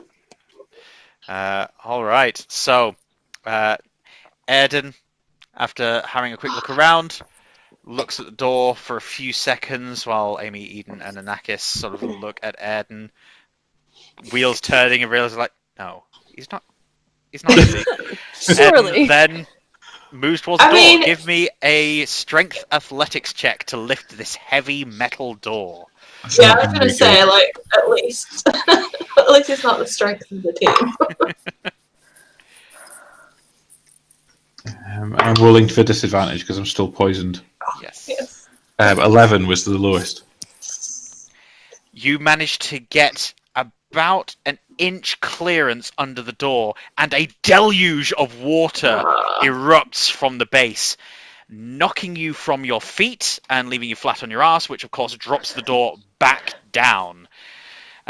Amy, Eden, and Anakis, could I ask for dexterity or strength saving throws from you three? You get to Either. choose We which can one. choose. Yes, either. Whichever one's best for you. Okay. That'd be strength. 9. 18. Strength. Nice. 10. All right. Amy and Eden are easily able to quickly take themselves to either side as this jet of water forces its way out from underneath. Unfortunately, Anakis goes the same way as Airden and is knocked down to the ground as the door then slams shut again. There is a massive buildup of water on the other side of this. Is it smelly water? Like, is it Yeah, like... can I investigate it? Stinks. Ugh. Can I yes. just investigate it? Yes, you can. Won't need to be any dice rolls for this. You're able to see that there is a lot of stuff in it, as if some rotting bodies have been steeping in this water for a long time. Like a bag of tea. Like zombies. Zombie. No, that was bad. Zombie. a lot that crossed it. Oh. Too far. Mm. So what do people wanted to do now? I think I just get up and kind of brush myself off and Don't you dare do it again. Yeah. Don't you dare. Don't you dare. Wag I a don't finger even- and fist. We'll No. knock you out. I carry on as if it didn't even happen. I I'm just get like, it. "What?" I So, just cast a ball of flame in my hand and just look at him. I tap him on the shoulder and I'm like, looking from the flame to him. Dare so you. someone mentioned a long rest. I think. Yes. Yeah. Ideally, if there are undead in here. Perhaps we could try climbing further back up the tower a little bit and barricade ourselves into a room and try and get a bit of rest. Yeah. 8 hours. Time though. So But we could take shift. the For what? library area with the mezzanine floor, with all the broken bits of bookcase, you would be able to make effective barricades. Yeah. Yeah, I think we that. should do that. Yep. You guys slop your way back up through the wet ground up to this library section, and that is where we're also going to take a short rest IRL. So we are going to go and get cups of tea, refresh, recharge, and you guys are going to get to enter the competition for this week. Daniel, do you want to tell them a bit more about it? Yeah, sure. So, as we said before, just in case you missed it at the start, it's to win. Oh, so let me get it in the camera. One of these adventurer's dice chest. Putting all your dice in makes a lovely noise when you close it. But so to win, and you can get this customized in anything you want. We do it in walnut, oak, ash, underlining fabrics inside. You can get. If you're interested in seeing the different options, you can go to my website at D.TaylorWoodworking.com. But really, the fabric inside, we can do anything. Really, I've got tons of little samples sitting in the workshop. So if you think of something, I'll see if I've got it. So to enter, if you type adventure into the chat during our break, and then when we come back from the break, we'll have a look at that and we'll pick a winner. Awesome. Is there So anything else I'm forgetting to say? What was the word again? Adventure, was it? Adventure, yep. Yes. So just type adventure into the chat, and then we'll be able to randomly pick a winner from there. Instructions will also be on during the break. I'm about to switch us to that now. But yeah, we'll be back in about 10 to 15 minutes. Go and get yourselves a drink, some snacks, and we'll come back for the end of this episode. See you in a Let's hope we don't die. bit.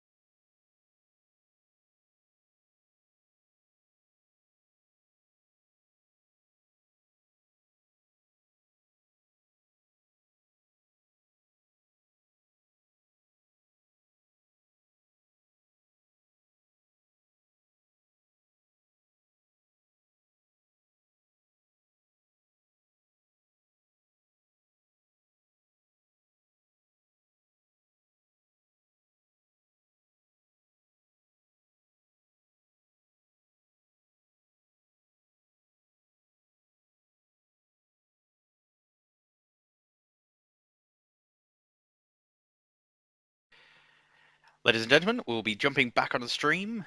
You'll be seeing our faces and hearing our voices in just a few seconds. And here we all are. Before we jump into things, if people in the chat could just verify that you can hear our lovely voices. Hello. Hi. Hello. And now we wait. Try to pretend I'm not eating ice cream. Before we jump into Oh, things, what if ice cream? people in... What ice cream is Well, it? It's chocolate orange Viennetta and cookies and cream Haagen-Dazs mix. Oh, mixed together. Well, they're in the same bottle, yeah. I say bottle, it's a Tupperware box. Yep, they can We haven't hear watched us that. all. Does the job. Yep, they can hear us. They can't taste your ice cream, unfortunately. Oh, dang. Right, yeah, everyone's clearing that Yeah. they can hear us. So we'll start with the competition. Yes, thank you everyone for entering. So we did what we normally do, where we just make a list of everyone that entered by typing adventure into the chat, and then we rolled a dice to decide who won. And the person that won this week was World's Okayest DM. I can see in the chat it's World's_Okayest_DM. So yeah, you've won the Adventurer's Dice Chest. Well done. So to get in contact with us, we think there's a messaging feature in Twitch. If you could message with your email address, and then we'll take it from there. I can email you and just find out, what customization options you want, and get an address for you and everything. So try and give that a go before the stream ends today. And if you can't get in contact with us for any reason, then you can find us. You can find me on Instagram, or email me through my website, and we'll be able to sort everything out. Brilliant. So yes, that's the competition side of things.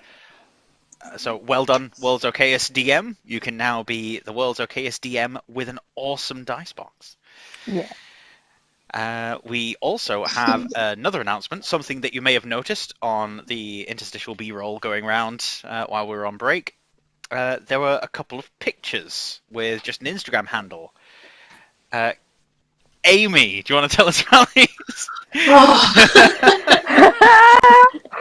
Whose name is Kerry, which we all know. Yes. No one's going to get that. Basically, these guys have taken to calling me Amy now, in real life. It's easier that way. So basically, we've had someone doing some fan art for us, which is insane. Woo. So their username is ShinobiMC on Instagram. I've been linking to it in my linking to their account in my Instagram plenty, so I'm sure you'll hopefully see it around. They did some fan art for us. Started off with Amy, which of course made my day. Mm-hmm. And Airden's been done as well now. And I have been told that Anakis, I think, is the next one that's being worked on. He got in contact with me today. Cool. So that's really awesome. Thank you so much if you're watching now or catch up, I don't know, for doing that. If anyone else wants to do something like that for us, we're insanely grateful. Personally, it blows my mind that we're doing something that someone has liked enough or been inspired enough by to do something like that. It's just crazy to me. Absolutely made my day when they came and they said, I want to draw something for you. Just amazing. So if you do something like that, make sure to tag us in it or send it to us, and it'll be put on the stream. We'll shout out about it. We'll post it everywhere. Honestly, amazing. Thank you. Yeah, same. It's Yeah. it's just so nice to know that people actually care enough about this and are enjoying it, which is great.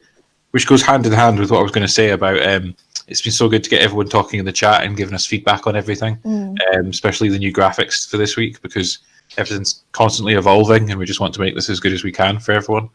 So thank you, everyone. Awesome. Yeah. actually, on that note, I'm going to also go into.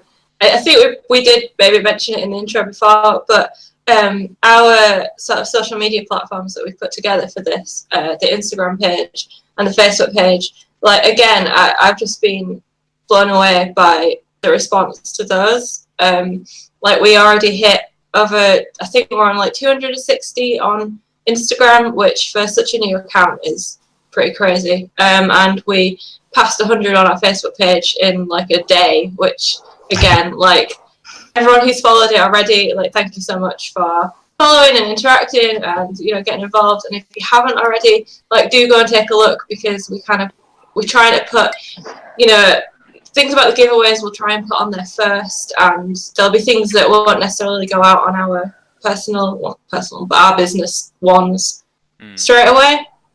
You kind of get like new things and news and stuff first, so it is worth going on and having a follow if you want to. There will also be more videos like before the stream started, sort of informing you a little bit about the world. There'll be a few more of those going into a bit of detail that I'll be putting out, just to add a bit of context to things. They're entirely optional, but they'll be on the social media platforms as well, just so that you guys have got something to sort of whet your appetite in between streams as well, because a fortnight's a long time to wait sometimes. Tell me about it. Yep. Popping Jones in. Yeah.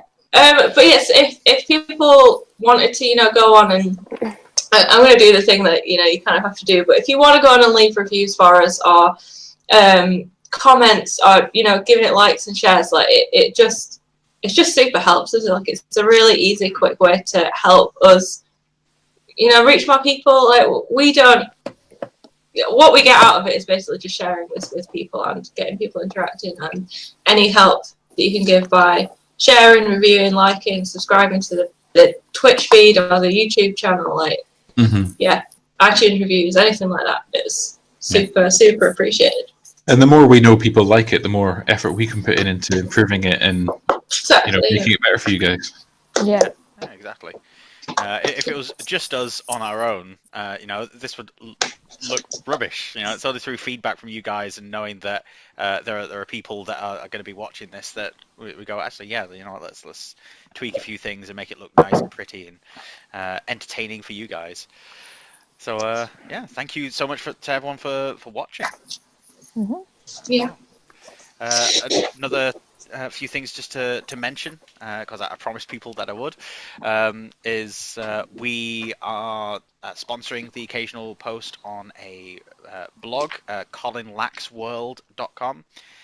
He writes articles about general like pop culture and geek culture and stuff, and we sponsor a few of the posts there, so go and check them out. And I think that might be it for this time around.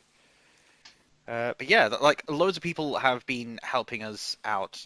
Some music that I didn't get a chance to add in today, actually, was composed by a friend of mine, Kyle.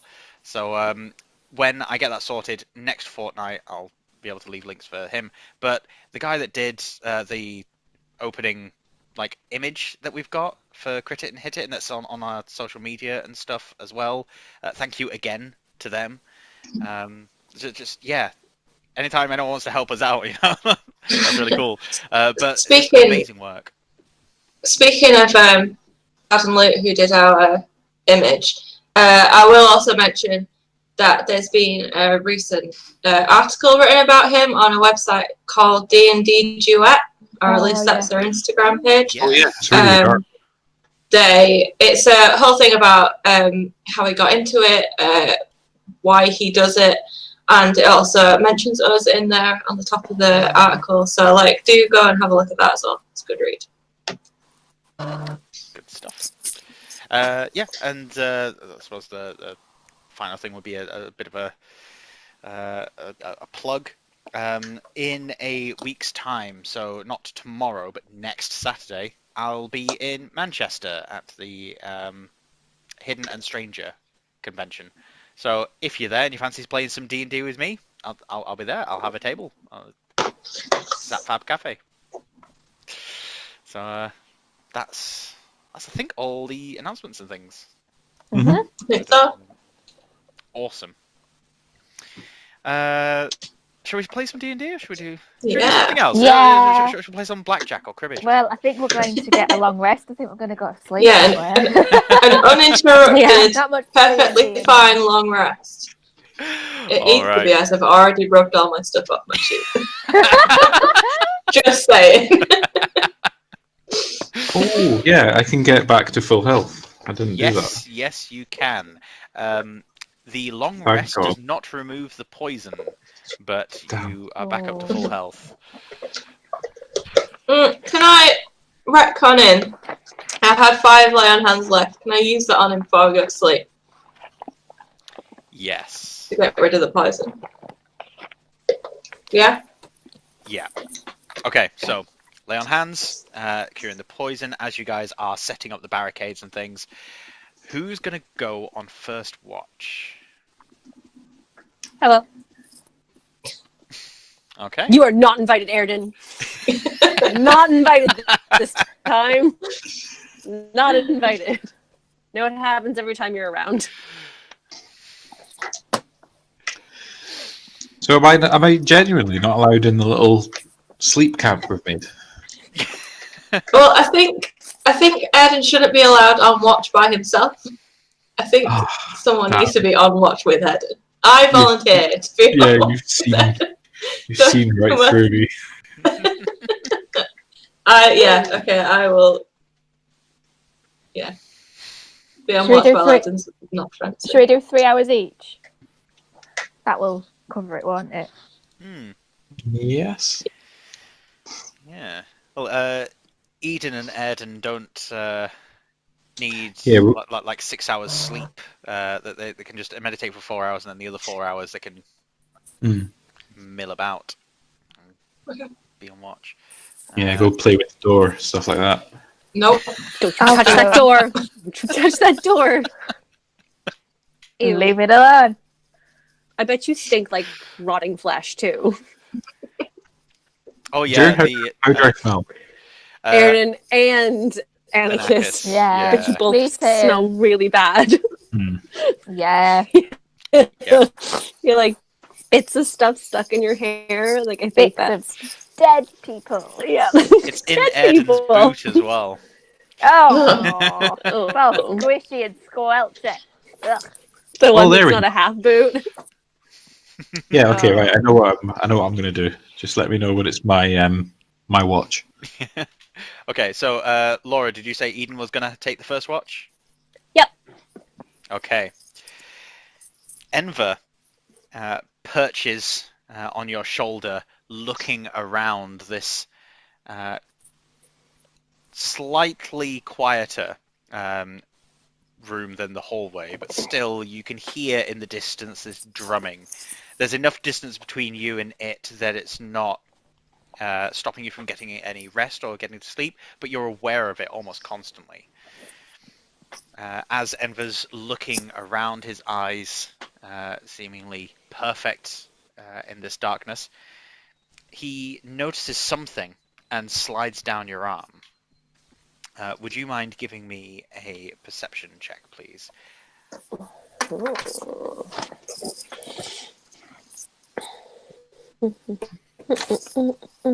Here's my perception. 13. All right.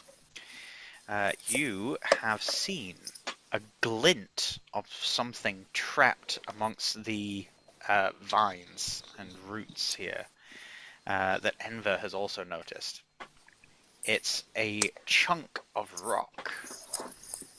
It's green, translucent. That's what I need. And it's about the size of your fist. Okay. Okay. It's also jagged. It looks like it's been broken. Okay. Can I ask Enver? Like, is that what he wants? He looks it over. It's about half the size of Enver himself. And as he's looking it over, he looks up at you and just nods. can I like just casually make sure no one's watching me? Everyone else is asleep or meditating. Oh yeah, no. Then I'm gonna carefully grab it. I don't know if there's like thorns or whatever. Carefully grab it, and I'm gonna put it in my bag. Quick.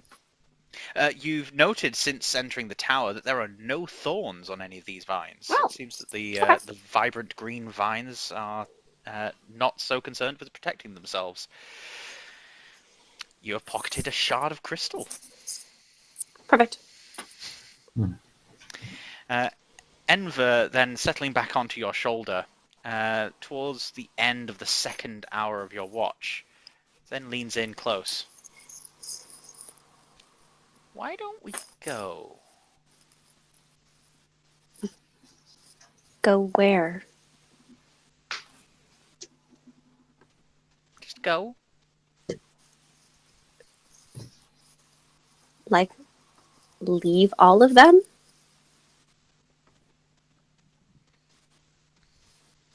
He then turns and looks, and he casts his eyes over them and then puts his head back forward and sort of looks defeated on your shoulder. Fine. Don't pout. Don't pout. This is supposed to be fun. We're having an adventure, remember? Okay. He then That's slides my down. boy. He then goes to slide down your arm and goes over to Anakis and notices Nutkin not resting at all, being quite fitful. And then wanders over, finds a small piece of vine that has this strange sort of bulb on it. And as Enver grabs it, he manages to pluck it, and it flowers gently into this bright Oh my orange. god, they're in love. This bright orange flower, which he takes over to Nutkin. Yeah. Oh my god, they're in love. We're gonna be related. Yay! It's just like little love hacks. Like, just poof. That's the cutest thing I've ever heard. I'm gonna just go. I'm not gonna cry. I'm not gonna cry. That's adorable. I'll go back on my. I'll go walk. I'll end rooms. Not their moment. Don't. All right. Start breaking up a little bit there, Laura. I think you're overloading your own broadband. So the rest of your watch goes uneventfully as far as any noises or movements going on in the room, and for the sake of expediency, that will be the same with everyone else's watch as they take over. So you get your full long rest. There were no interruptions as you rested. But it will have been just getting into late afternoon, dusk when you started. And so it is early hours of the morning. It is cooler in the library room now. But you're awake. You're ready to go. Building a campfire is proving difficult in this sort of environment, and so you'll likely need to just dip into rations. Just eat dry food. Can I retcon that when I was on my my watch with Amy, I wanted to go off and look for new boots while I was and just kind of leave Amy to watch. I wanted to investigate the room as well whilst I was on my watch. Okay. Why are you people all leaving your posts? What watches? Well, you're here. You can look after the camp, and I can't walk around in bare feet. So I will go and have a look around. I think there are some corpses I can have a look at. Surely you wouldn't begrudge me some comfort. And you can guard this, empty room. Which direction are you going in? If he's going towards the door, then I'm going to go with you. The opposite direction to the metal door is where the corpses were. Yeah, Okay. I'm genuinely going to look for a new boot. I'll let you go. I allow it. Peeling the vines apart that are making these vague corpse shapes, you see that they are in fact rotting bodies. There are several of them of varying shapes and sizes, but all of them seem roughly similar in size and build. Very familiar to yourself. They are in fact elves. You do find several pairs of boots that will fit you, but these boots are armoured. These are the boots of soldiers. Are they all the same? They are all the same. Give me a history skill check, please.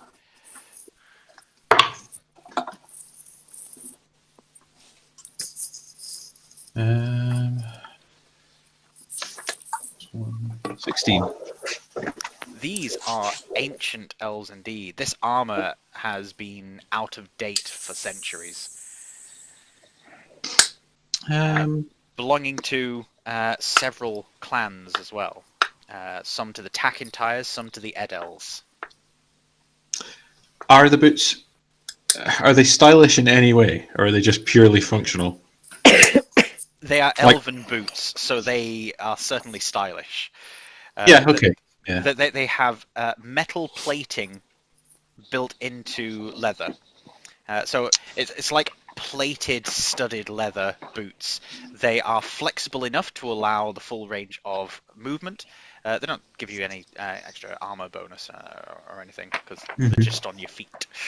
But they're also slightly plated to deflect the majority of blows if something ever did hit there. They've also got reinforced soles with very good grip. The elven soldiers are designed to be very mobile and able to fight on a variety of terrain. Okay. So I'll discard both my boots, and I'll take whatever looks like the best pair, the most intact pair. Give them a kind of a rudimentary clean as well as I can, and then put them on. Excellent. When he returns, can I notice these and ask if the people he got these off, whether they were wearing plate armor or not? They were not in plate armor, they were in scaled armor. Is that better than whatever I have? Where's my thing? Chainmail. Is it better than chainmail? Scale mail is not better than chain mail. Is it chain mail or a chain shirt you've got? It says chainmail. Then yours is by de facto a higher armor class. It's armor class 16. Okay. But scale mail would be something that allows you to add your dexterity modifier. I have no dexterity modifier. Yeah, so the chainmail is better for you at the moment. Okay. So no looting corpses for Amy. And, So did Amy ask me that? Yeah. Oh, okay. I'll just kind of explain that, it's elven armor, so maybe not for you. Well, what is that supposed to mean? Well, elves wouldn't wear human armor, so anyway. The temptation to go and get it just to watch you up now. It's fine. I mean, it's not good enough for me anyway, so. Well, yes, I'm glad we see eye to eye. What? You go sit over there.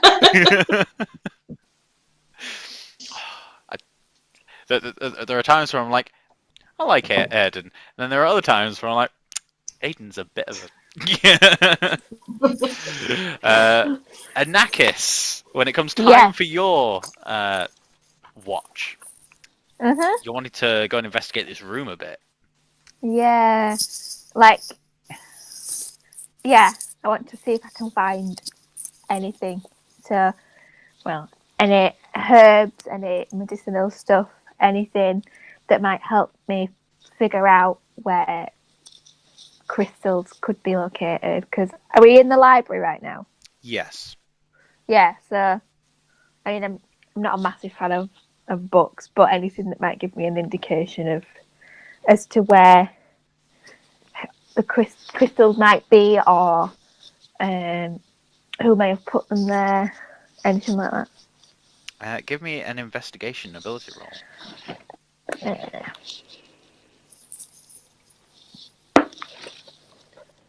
Oh, 6. Oh. 6. You find that there are a few books that start to make mention of crystals, and you become engrossed in them, trying to find any details that you can.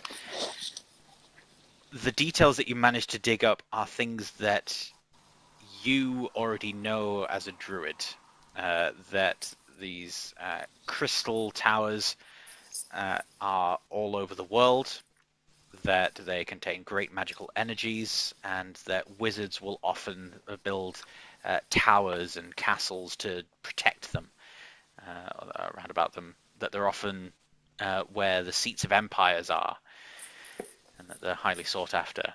But whether or not one is here and how to find one, you didn't find any information. Can I cast? I sort of give up, but as a last resort, cast locate object. Ooh. At 2nd level. I'm just going to double check the details that I need to provide to you with locate object then. So with that, I need to tell you. So describe or name an object that is familiar to you. You sense the direction to the object's location, as long as that object was within 1,000 feet of you. Alternatively, the spell can locate the nearest object of a particular kind, such as a certain kind of apparel, jewelry, furniture, tool, or weapon.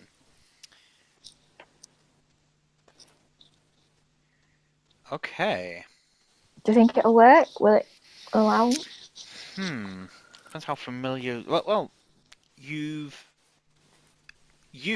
being a druid will have encountered these things before, so Yeah, I know that they exist. yeah.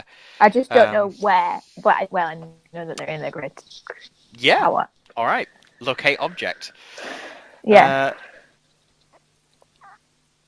You do sense that one of these crystals is nearby. You quickly cast the magical words to the wind, and you hear them echo in your ears, but no one else can hear it. And as you turn your head, the volume of your magical phrase, Vintakus, just echoing over and over in your ears, gets louder when you point your head in a particular direction, and it gets piercingly loud at a certain point, at which point the sound then sort of disappears into this low-level tone that's just at the edge of your hearing, which you only hear when you're facing in the right direction. So you know exactly which direction to go to get to this thing. I will go in said direction. Okay. I didn't know where it is. This was cast just as your watch was ending, after you'd spent a lot of time investigating through books, and after 3 hours realised, you know what, can't get anything from this. So everyone else will be awake, and you'll note that Anakis is heading towards the barricade that you've set up, blocking the way to the metal sheet. Yeah. Where are you going? Yeah, where are you going? My tingly senses tell me that we need to go through this door. Sorry? Pronto. We need to go in this direction. Through the barrier? Yeah. Well, For why? Okay, right. So let's give this a go again. Okay, so if everyone helps me, we can just through the wooden barrier is where Anakis was going before the metal one, but in the direction of Okay. the metal barrier, certainly. Okay. Okay, we follow. Well, I follow. Okay. As you approach the metal barrier, the one that Airden so desperately wants to lift, Anakis, you feel the tone pulling you towards the hole to the left. Okay. So, I sort of say to the group, I'm currently seeking out a magical object that I need to restore, and it's telling me to go in this direction. Okay. Well, And I'm seeking out evil to defeat, and it's telling me that it's behind this door. So, guess we're at a bit of an impasse. Anakis, what is this magical object? Like, I'll be honest. I don't really know why we're in here, other than what Simon said. But like, what magical object are you looking for? so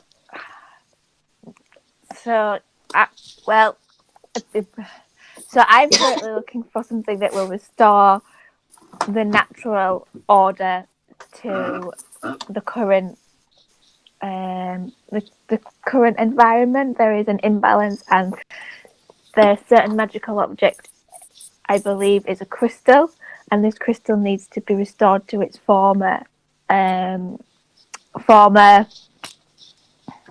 what's the word? Former I start walking towards the metal door. I step in front of the metal door. Put a hand out. Wait. No. You need to decide. Yes. I got this. This is what I do. There is. I want. I am not moving out of the way. Anakis, is the thing we're looking? You're looking for the same thing that Simon sent us in for, or not? Yes. Okay. So It you're. is, but I believe that Simon has used crystal incorrectly previously and wants to restore, but doesn't quite know how to do that. Okay. Whereas I think I do. Okay. And you think it's down the hall, not behind this door? I feel like if we were to go behind our Airden, we will get smashed into smithereens by dead people. I mean, we could kill them. We could go into crystal and then come back. But my tingly senses are telling me that we need to go through this other door. And I would tap. I apologize. We'll get back. Okay. Sorry, Daniel, Airden. Hello. Could you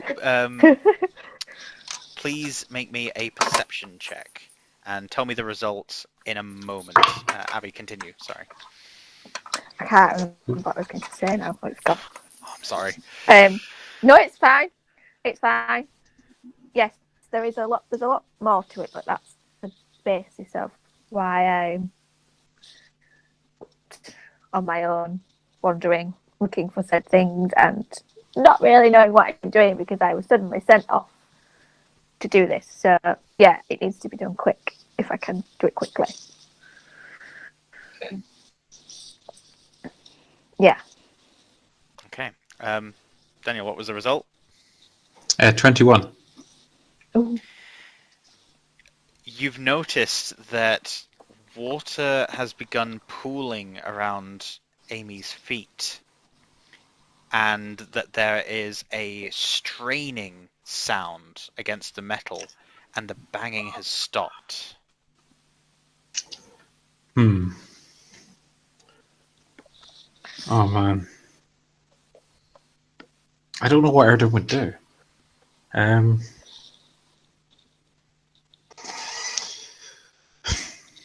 Okay. How about? Well, I don't know if there is anything still behind this door. How about we go and deal with your crystal, and then you'll help me deal with whatever's behind this door. I can do that. Okay. As everyone begins to realise that the banging has stopped against the door, presumably start to descend down this sloped tunnel where Anakis' sense is guiding her. Is that an accurate reading on the room? Mm-hmm. Mm-hmm. You then hear the groaning of metal as the door is lifted and a deluge of water gusts out, and as you've already started walking down this path, pushes you all the way down it. It is near impossible to fight against this torrent. I will control water. No, can't do that. I will. No, I can't. Sorry. Oh, yeah, I can. Hang on, I've not done my long rest. Not going to do a long rest on my beyond. And restart all of my long rest. Long rest. Right. Yeah, I will cast. At least fine.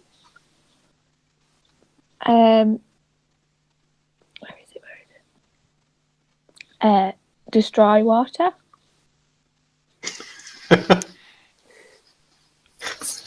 All right. Yeah. Yeah. So I can destroy up to 10 gallons of water. It says in an open container within range. Yeah. as you complete the incantation of the spell, which you quickly dig into your pocket, get a few grains of dust and sand, and toss it at the water, which creates a massive explosion. Spray goes over and around you as the water spreads either side, continuing down the tunnel, and you destroy 10 gallons of the stuff, which is then immediately followed by more gallons of this water, pushing you down the tunnel. There was unfortunately more than 10 gallons. Can I then cast shape water? Which, yeah, it's a cantrip. Mm-hmm. You can choose any area of water that you see within the range and that fits within a 5-foot cube. Oh, okay, never mind. No, ignore that. Never mind. You could make it go around you, but not everyone. Huddle in, guys, huddle in. Group hug. Well, we could try it. It might be worth a try. Huddle in. The water, unfortunately, given all the time of you casting everything, has pushed you all down this tunnel, sliding to the side. You bash into the rocky walls a few times. You get bumps and bruises, but no real damage. And then the tunnel splits. Some of you going down one tunnel, some of you down another. And as Anakis is being dragged down one tunnel, Nutkin loses control of the flower and flows down the opposite tunnel. Oh, I was going to lose Nutkin. You flow very quickly down a few more tunnels, a few twists and bends. You notice a few flashes of light from up above you, holes through to the ground above. You travel for what seems to be about 2 minutes, and then you are all ejected out of spouts and into a pool in a gigantic cavern. Oh. As you then bring yourselves all up to the surface, you notice that you are all together, that there are several spouts with this water coming out, and that you are in a dip in a cave that is covered in vines that is just now collecting this water. Clean water? No. Oh, of course not. Of course it's not. Of course it's not clean water. Of course it's not clean water. I just ask this for, I think, everyone, including people watching at home. Is Nutkin with us? Did Nutkin get pushed into the same big bit of water? Nutkin is in the same big bit of water. I grab him. I put him on my head. It's okay, baby. It's okay. Is it? So are we like is it swimming level or it's just kind of around our feet? It's at swimming level. Right. Yeah. Okay. I look for anything that I could put that we could pull ourselves up on, to get out of the water. Is there anything around? Yeah, the vines are rubbery enough that you can get some purchase and climb out Okay. of the water. Yeah. Okay. Climb When you out. climb out, it is a massive cavern. There are stalagmites and stalactites, vines weaving around about them, all moving towards a central point where there is a ring, almost a crown of stalagmites reaching up, almost claw or tooth-like, around a shattered crystal base. Can I go investigate it? Yes. So it's a few hundred feet of wending your way through these stalagmites. The Where is that? sound Where? Hmm? Sorry, where is my tinkly senses telling me to go? Towards this shattered crystal Towards base. it. Yeah. Okay, that's fine. You get the sound of rushing water in the background, and you notice above the crystal as well. All of this in pitch blackness, but with those of you with dark vision can see that some of the vines growing seemingly from this crystal base spread up around the cave walls, up and through a hole directly above the crystal. That's Which- where I looked down from earlier. Yes, looking up, you can see the early morning sky. It's dark blue. Is it quite dark in here, or have we got the natural light coming from up in there? There's not enough natural light to produce anything in the way of detailed light, so Can it's I- dark vision alone that's allowing you to see. Yeah. What is there anything else that I can see? Approaching the crystal base, you see that there is a small metal ring on the ground, that this crystal monolith has been shattered, almost exploded. There are pieces all over the place, but the base of it seems to be intact. But it is dark, and normally these things are green and glowing with vibrant light. I think I might try and cast. What's it called?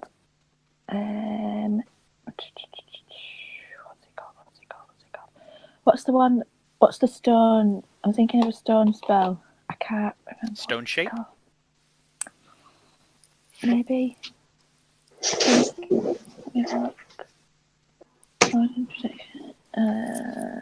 No. While you're looking for that Abby, Yeah. what is everyone else? Did everyone just follow Anakis?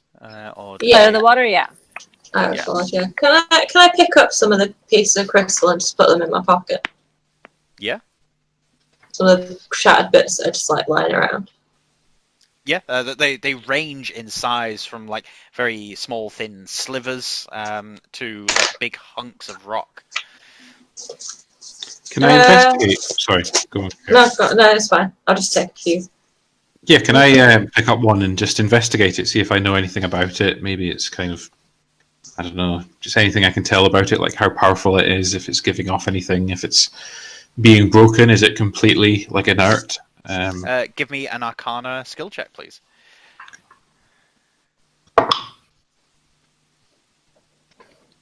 Um, 17. Oh, yeah, sorry. I was about to say, is it still a disadvantage because of the poison? But that was cured. Yes. So, this is inert. There is nothing coming from this at all. Airden would know that this is something that, in his hands, he should be able to feel something and be able to draw some kind of energies from it. But no, it is nothing more than just inert matter. Okay. Could I also do one of my divine senses, detect good and evil, hallowed spell, location of celestial fiends undead, within 60 feet? Please. Yes. As you cast this, your vision tunnels again, and looking around, you see that there is this strange pulsing happening along the vines, moving towards this crystal, as if there's energy being drawn towards the base of this crystal through the vines. And turning around, just to have a look around the room, you see that there is this sickening black form crawling from the pool of water that you yourselves have emerged from. And then a second one emerges. no. Oh, okay. I call back. We have company. How many have we got? Let's roll for initiative and see what happens. Yay. Oh God. 6. Is that 8. initiative? Sorry, it cut out a bit. Yeah. Yes, initiative. Was that 6, Abby? Yeah. Yeah. Laura? 5.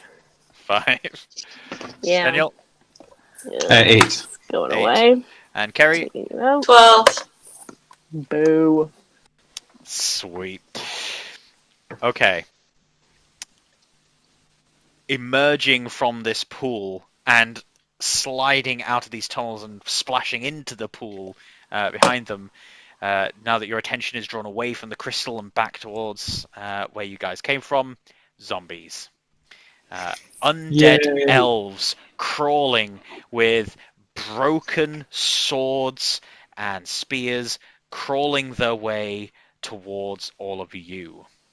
A dead No. look in their eyes. On top of this, Anakis, seeing this stump and being so close to it, now sees that essentially what needs to be done is the largest chunks that you can find Yeah. to just That's what I was try gonna and do. replace them and reform the magic by casting your own spells into it. You can see that the vines are trying to do some of this work. You've noticed some new crystal growth around the base. But if this is going to be done, it needs to be done soon. Quickly. I'm just going to scour the area. Is anybody with... Are you guys... Which people are with me? Amy, you're looking, aren't you, for bits? Yeah, pretty much. Up there. I shout out. I shout out and I say, so for me to do what I need to do, I need all the big bits. Any big or medium bits. Small bits if we can, but big bits. On top of each other over here. And just, let's see what happens. And we also need to get these guys. Kill them. I'm 100% attacking the zombies. Yeah. So, zombies coming. You've got essentially a jigsaw puzzle of a crystal thing to deal with. So, to clarify, on your turn, you can do pretty much anything that you would normally do, or you could make an intelligence saving throw to see if you could find a piece that fits onto the crystal monolith bit. If you succeed at getting 4 pieces all connected up, Anakis can then make a good, honest go at trying to repair the monolith. If the zombies get to it, though, there's no telling what would happen. So, beginning at the start of the initiative order, zombies got a 15. Fantastic. They are incredibly slow-moving, however, and were just at the edge of your 60-foot range of vision, and so they move towards you, slow and shambling. They are now 40 feet away. Can I create control? Can I produce flames? And is the floor dry? Is it wet? What's the floor like? The floor's not bone dry. It's a little damp, especially with your like wet footprints and things, but it's not sopping. You'd be able to start a fire on some of the vines. Don't really want to do that. Can I just? I know they're wet, but can I just cast produce flame and fire it at the nearest one? Sure.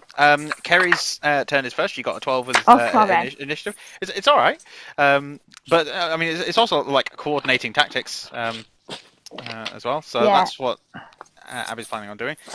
Kerry, what about you? So how far away are they? They are 40 feet away. And how many is there? Sorry. You can see clearly 3. I don't know if I'm allowed to speak yet. If it's not my turn, but I think Yeah, Airden it's a would free action. shout. Airden would just shout like, "They're mine. You do the crystal thing. Give them to me." I mean, undead are my thing. Okay, so I turn my Massively my thing. Undead are my thing. Oh, I've turned into a competition. Okay, I can go help Anakis with the crystals. If you guys Right. want to do the murdery bits, I don't mind. I will. Oh, still 40 feet away. How much movement I got? I've only got 30. I'll count tally of how many you each get. Okay, we'll make it an official competition. I can't get close enough to them this turn anyway, so I'll do this turn looking for crystals and wait until I get a bit closer. Okay. Give me an intelligence saving throw.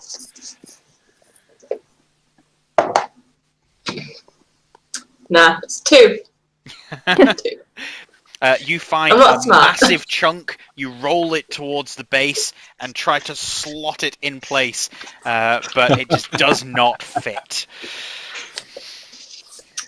Daniel. What's up, guys? Yeah. Okay.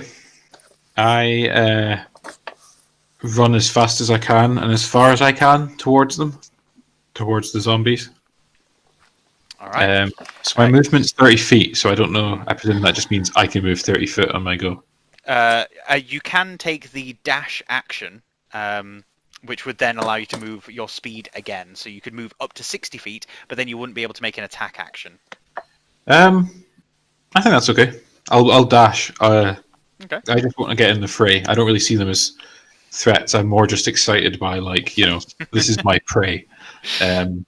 So yeah, I will use my turn to just get right up into their zone. All right. Drawing your blade, I imagine. As well. Yes, I'm going to be doing my fire cut myself thing. Oh, wow. Okay. Next time. All right. So yeah, you draw your sword, running towards them, pulling it out of your sheath. Abby. Yes. So produce flame. You said you were going to do, or I think I'm going to hold that and then just sort of look for big bits of crystal. all right. I'm Give gonna me an try. intelligence saving throw. Come on. What is it? 3. 18. Nice. 19, sorry. 19. As Amy starts to pull this piece that just is not slotting in back, you notice run over and with her help flip it over the other way and it slots in perfectly. Nice. Yes. 1 down, 3 to go, guys. How are you doing with the dead people? I think he's fine with the dead people. I think he might prefer the company of them. Yeah. Eden. Yes, right. So am I... Okay, so can I take an action as well as... So now that Amy's not helping Anakis, can I do an attack as well as help Anakis? It would be one action, so you could either help Anakis or you can go and attack the zombies. They're 40 feet away, but if you had like a ranged attack, you could attack them, but then you wouldn't be able to help this turn. Nope, I will help this turn then. I Okay. will find a chunk, take it over. Make an intelligence saving throw. Make it with advantage. Ooh, nice. Um,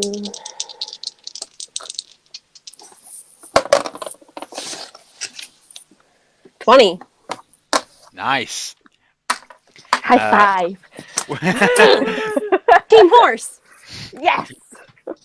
Enver on your shoulder sort of sprouts these leaf-like wings from his back, hovers above you and about 5 feet in front, looking around and points towards a crystal, swoops down and helps you hoist it up. It's about the size of your torso, and you shift it over and manage to slot it in next to the other one, the two of you working together to find it out, hence the advantage. Since you have an intelligent creature helping you. We swoop back around to the zombies, two of which are facing Airden, taking slamming attacks against him, his armor class being 15 that I've got noted down here. So that is 2 hits. Okay. That is 9 bludgeoning damage as these things, the moment Airden runs in close, they swing with heavy fists and cut-off blades starting to swing at you.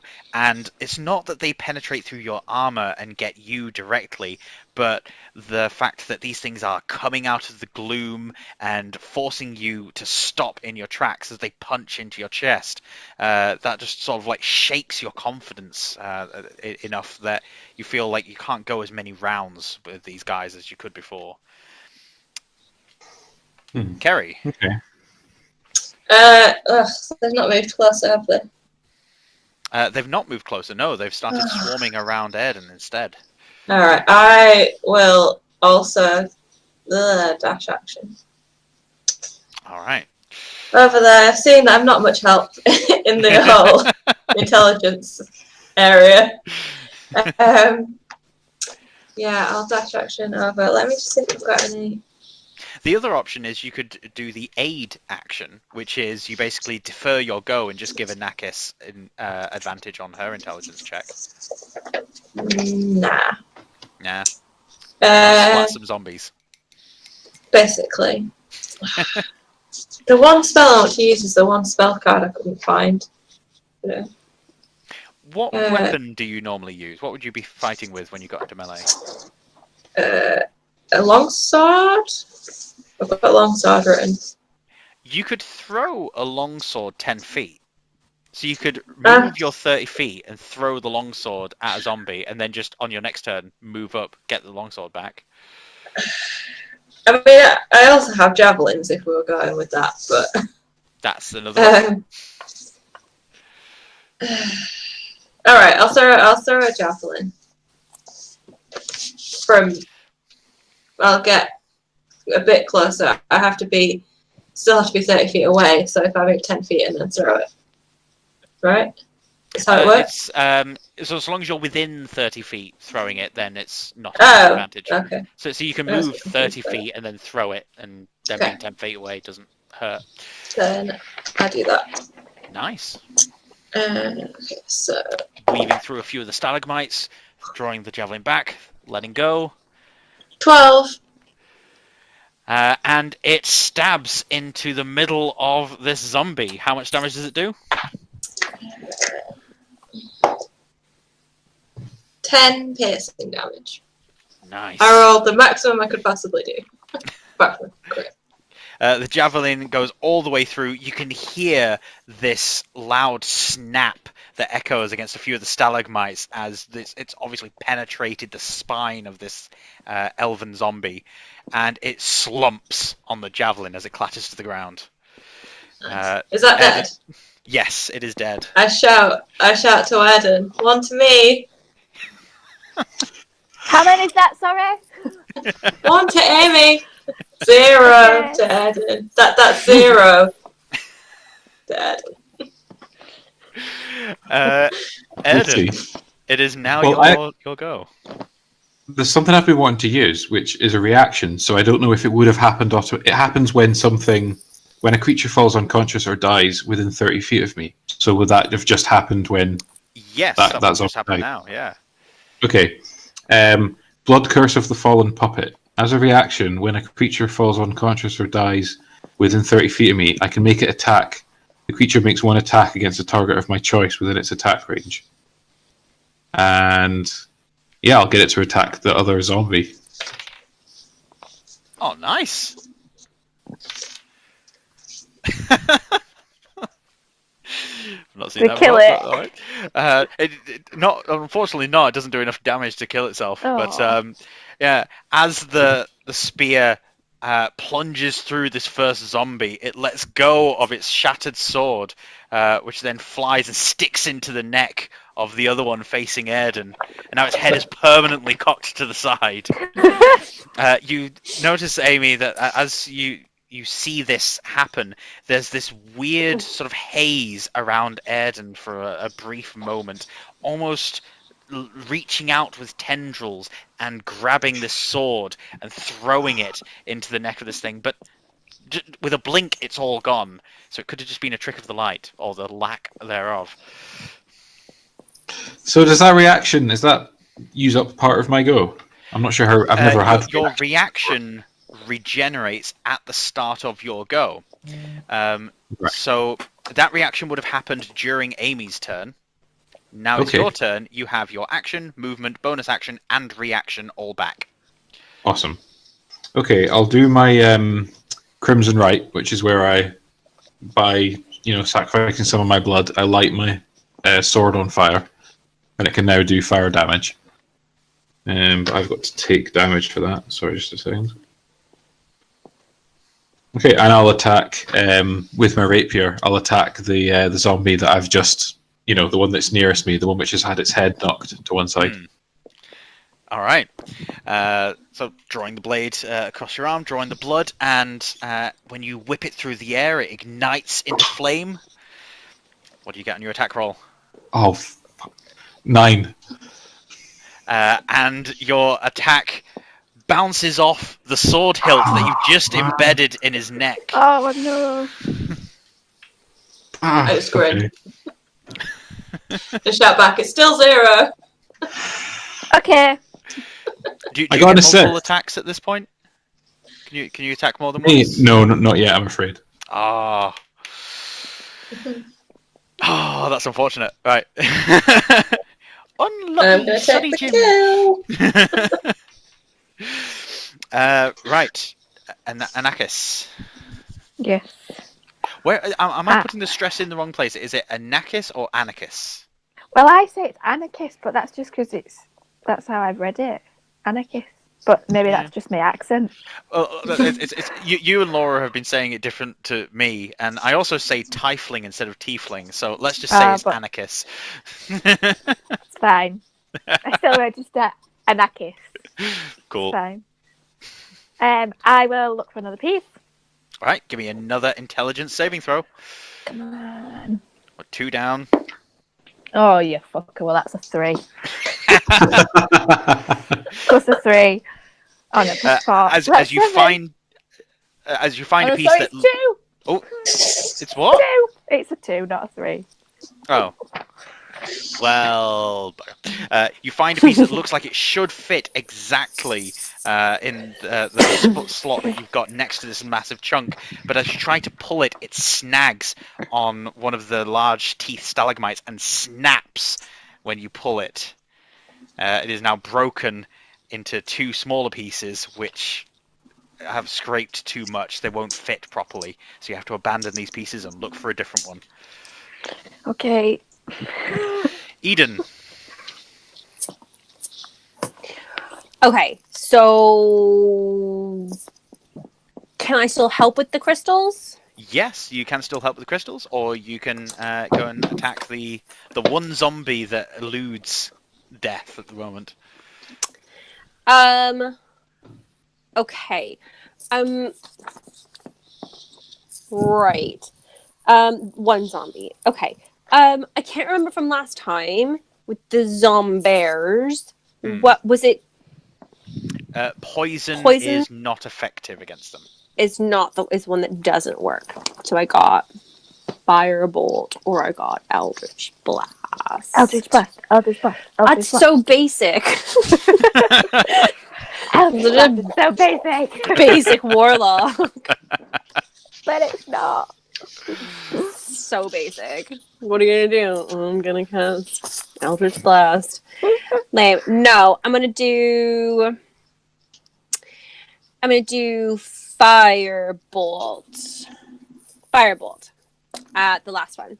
And that is 120 feet range, so I should be able to hit it easily. And I roll to attack, yes? Yep.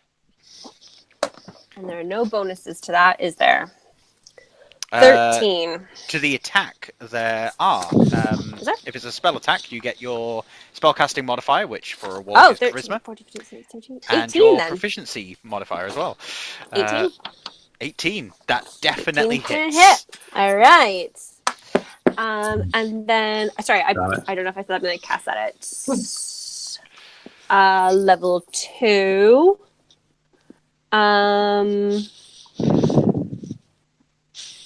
Can I do that? Yes. One. It doesn't say. I don't think there's any difference if you cast it at a higher spell slot. It'll be an extra D6 which bolt for is it. it? It's Firebolt. Oh, Firebolt. Yeah, sorry, page 242. But it doesn't say, like, most of them will say, like, at higher levels using a spell slot. With Firebolt, because it's a cantrip, it will just be when you get to higher levels. So not until 5th. Okay. That's lame. So it doesn't cost a spell slot, though. It's basically you can infinitely throw balls of fire. That's also true. Okay. That is 2 damage. It's depressing. God, I hate being level 3.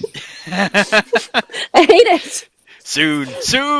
The bolt of flame leaves your hand, careens over Airden's shoulder as he moves to the side from his sword swipe, and it strikes exactly in the spot that Airden was going to hit, exploding part of his neck, which forces his head to turn even more to the side and the blade to fall out, but he's still going, moves his arm to swing at Airden. Sure, just go over my keyboard, why don't you? But Airden manages to rally and move back with his blade and cut the hand of this beast before it strikes him. So he managed to parry the blow while also removing his hand and turning his arm into a stump. At this, movement appears around the stalagmites. So essentially you guys have got like 2-3 foot wide clearance between each stalagmite. There are hundreds of these things up around the place, getting to over 8 feet high, making it difficult for you to see very far in this massive cave. Mhm. More shapes are moving out from behind these stalagmites, more zombies appearing.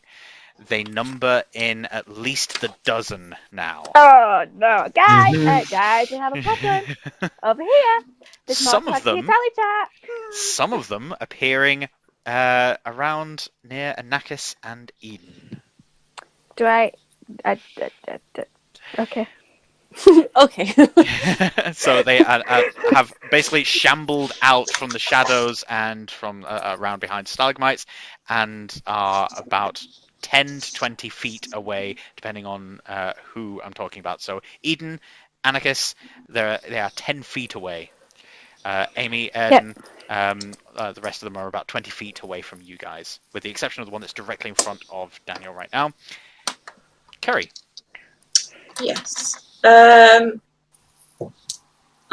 sorry, I was looking up a spell. So how many are around me now?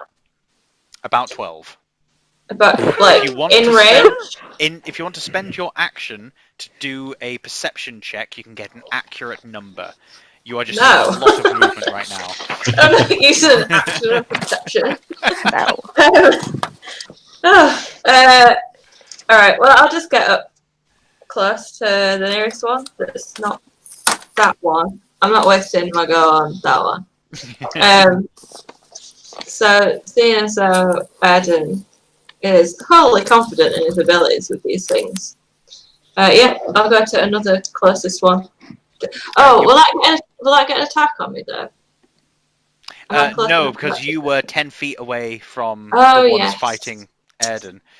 So Yes. you don't have any, like, immediately next to you. So you can easily, like, draw your longsword and run up and attack one. Okay, I do that. Alright. I don't think I'm gonna smite it. I feel like that's overkill. That's a lot of dice. Hmm. Okay. I'm not gonna tell what happens. So normal attack, sorry. 15 to That hit. definitely hits.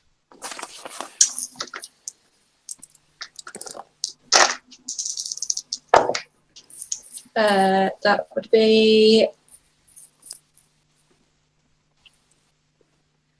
I don't know why I rolled a d4 with that. I'm reading that thing completely wrong. It's 2 plus 4, not 2 plus a d4. So ignore d4. 6 damage. 6 damage. Yeah. Okay. Your longsword, were you using it one-handed or? Yeah, one hand because I have a shield in the other hand. Ah, right. Okay. You run up to another zombie, give a little hop up into the air to kick off one of the stalagmites and bring your sword down. You manage to cut through the front of this zombie, splitting open its ribcage, which is like spring-loaded, explodes open. But it then just lowers its jaw, gives out a breath out, like, and raises its 2 daggered hands towards you. It's fine. It's still going. Airden. So how far away is Amy? Amy will now be 30 feet away from you. Ah, well, it's a shame. It's too far away. Okay, so the one that's nearest me, I'll just. I take it a cantrip would use up my action. Yeah. Yes. Okay, that's fine. So I just a good old fashioned just attack. I'll just use my rapier and attack the one that's nearest me. Okay. Make the attack roll. This is much better. 21. Excellent. Yes. That definitely hits. And ooh, this is good. 13 damage plus 3 fire damage. Oh, nice. As more of these things shamble ever closer around you, the swarm starting to encircle, spinning with your sword, the flames jetting out. They light up the faces, eyes, and glinting armor of these creatures surrounding you, and you separate the very, very cocked at this point head from the shoulders of the one immediately in front of you, his head flying off into this maddening, deepening crowd. And his body slumps down to the floor with a clatter as the metal clinks against itself. And you notice that you have quite a few of them nearby. Okay. Not that it matters to anyone else, but a cool little thing in my Bloodhunter thing is if I kill something, I get health back. Nice. So, yeah. Being creepy, but yeah, nice. Yeah. Killing makes me stronger. Pumping that iron, that's what you're doing. Anakis. I would like to cast Ice Knife on how many? So it's within it's a 5 foot range. In fact, no, I will cast. I've just had it.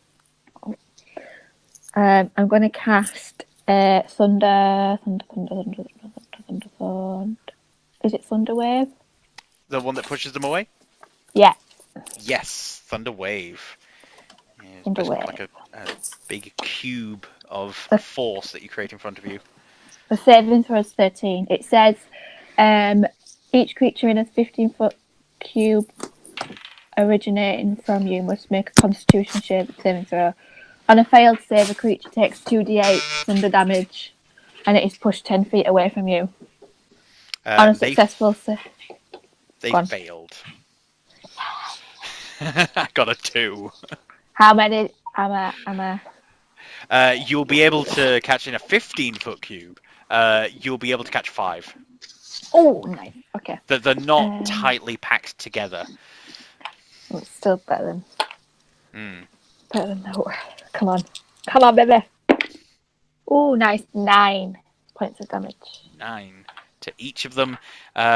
So as you stretch your hands out, yell a magic word, and slam your hands together, the air forcing its way out and exploding in front of you, it snaps a couple of the stalagmites into a few pieces, along with zombies getting forced all the way back and clattering, the bones shattering as they hit against the stone floor. I didn't add my spell. Oh no, ignore me. It's fine. Carry on. Sorry. It's alright. Interrupted. But they are dead. Nice. How many was that? That was 5. Oh, for fuck's sake! I think Airden shouts that out in character, out loud. He just screams like, "For fuck's sake!" I love the effort that Airden has gone into to kill one.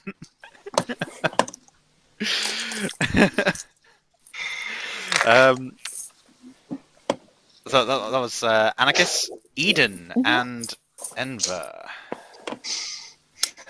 Right. Where's the next biggest thing? So yeah, there's several big chunks nearby, but there are some zombies starting to get a little close as well. Right. I want to do Cloud of Daggers. So that's a cube 5 feet on each side, centered on a point you choose within range. So I know we don't have like a dungeon tiles or anything, but like I want to be able to. I'm going to center it wherever I can hit the most zombies. So however many that is, wherever that is, or like where they're coming towards. Yeah. Well, seeing it as the section in this cave where the crystal monolith is sort of encircled by these teeth. They do need to like walk between these massive stone teeth to get to you. So yeah, you could set it between a couple of these to catch one as it's walking through. But basically, you'd be able to catch one at the moment of casting, and more will presumably filter through that same spot. Okay. Yeah, I say 5 feet isn't very big, is it? No. 5 feet by 5 feet, it's not very big. Yeah. Okay, I'm going to try and judge best where it kind of looks like they're coming through for as many of them to hit the cloud of daggers as possible. Okay. Like that. Yeah. It's hard without seeing it, you know what I mean? Where like you can't. It's hard to say where you would put the center of a spell without having. Yeah. So you pull from a small pouch to your side a small sliver of glass, which you can see clearly in front of you. You hold it upright, whisper a word, and twist it so that you just see it on its edge. And as you do this quick flick twist, the zombie that puts one hand up against one of these teeth to drag itself forward then stops still for a moment. Roll for the damage. It's 4d4. 44.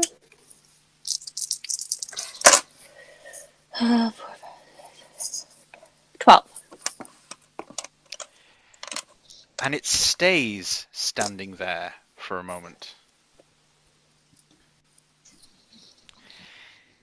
As other zombies start to move closer and closer, you then put the sliver back into your pouch confidently, and another zombie behind the one that just stopped in its place pushes and tries to push past the zombie that stopped, and as he does so, pushes pieces of him down to the ground. You see that the zombie has been sliced into tiny pieces. Can I be like, Airden, look, why don't you do this? Airden, why don't you try this? I'll show you written, if you want. I've written everybody's names up on the wall, and I'm there, like, in between. Like, tally. Come on, guys. 5. Jeez. Aiden, how many is that now? They're still coming. It's hard to give me. I'll just hold on.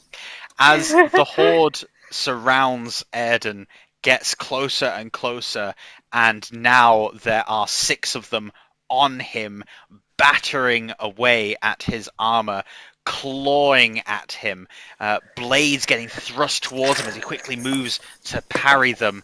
Amy similarly getting more of the moving towards her, hands grasping. This one that's been spread like a blood angel, moving towards her, almost dropping down on top of her with his blades.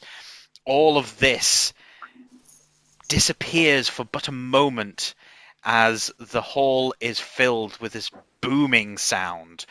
The water pool at the end seems to sink down and rise up as a giant form appears. Oh no! The water pooling away, and this gigantic sludge monster steps out with a massive foot into the middle of this gigantic cavern.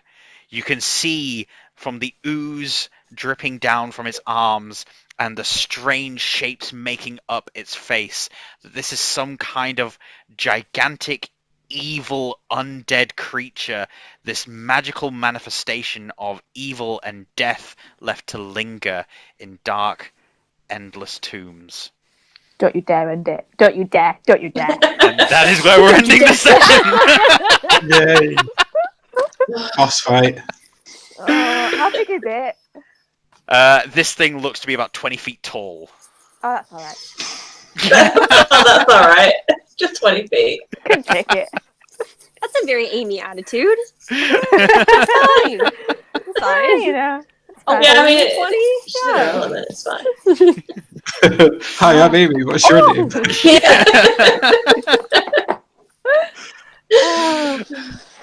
yeah, that's where we're going to be ending the stream for this evening. Thank you to everyone for joining us.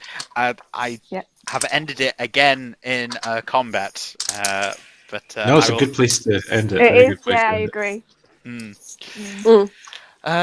So, like I said, thank you to everyone for watching us. We'll be back in a fortnight. In fact, I think I'm going to mention it just now, in fact. Yeah.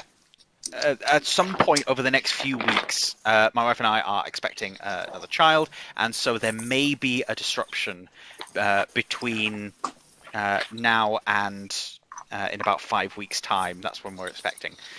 So if there is a disruption of some kind, we will endeavour to get something put in place for you. We'll certainly let you guys know over social media what's happening, but we do look forward to seeing you when we next appear, which should be in 2 weeks' time. It's a pretty good excuse to miss a session, really. All in all, It Yeah. is, yeah. We can it's a forgive you that. pretty good reason. I'll let you Yeah, this time. Yeah. Do it again. Yeah. We are wanting to make a third. Look, All right. we let it go once. Thank you so much, guys. This will be going up onto YouTube as soon as we can, and an edited version later on iTunes and YouTube. Yes. See you next time. Okay, thanks for joining us. Thank you. See you later. Bye. Bye.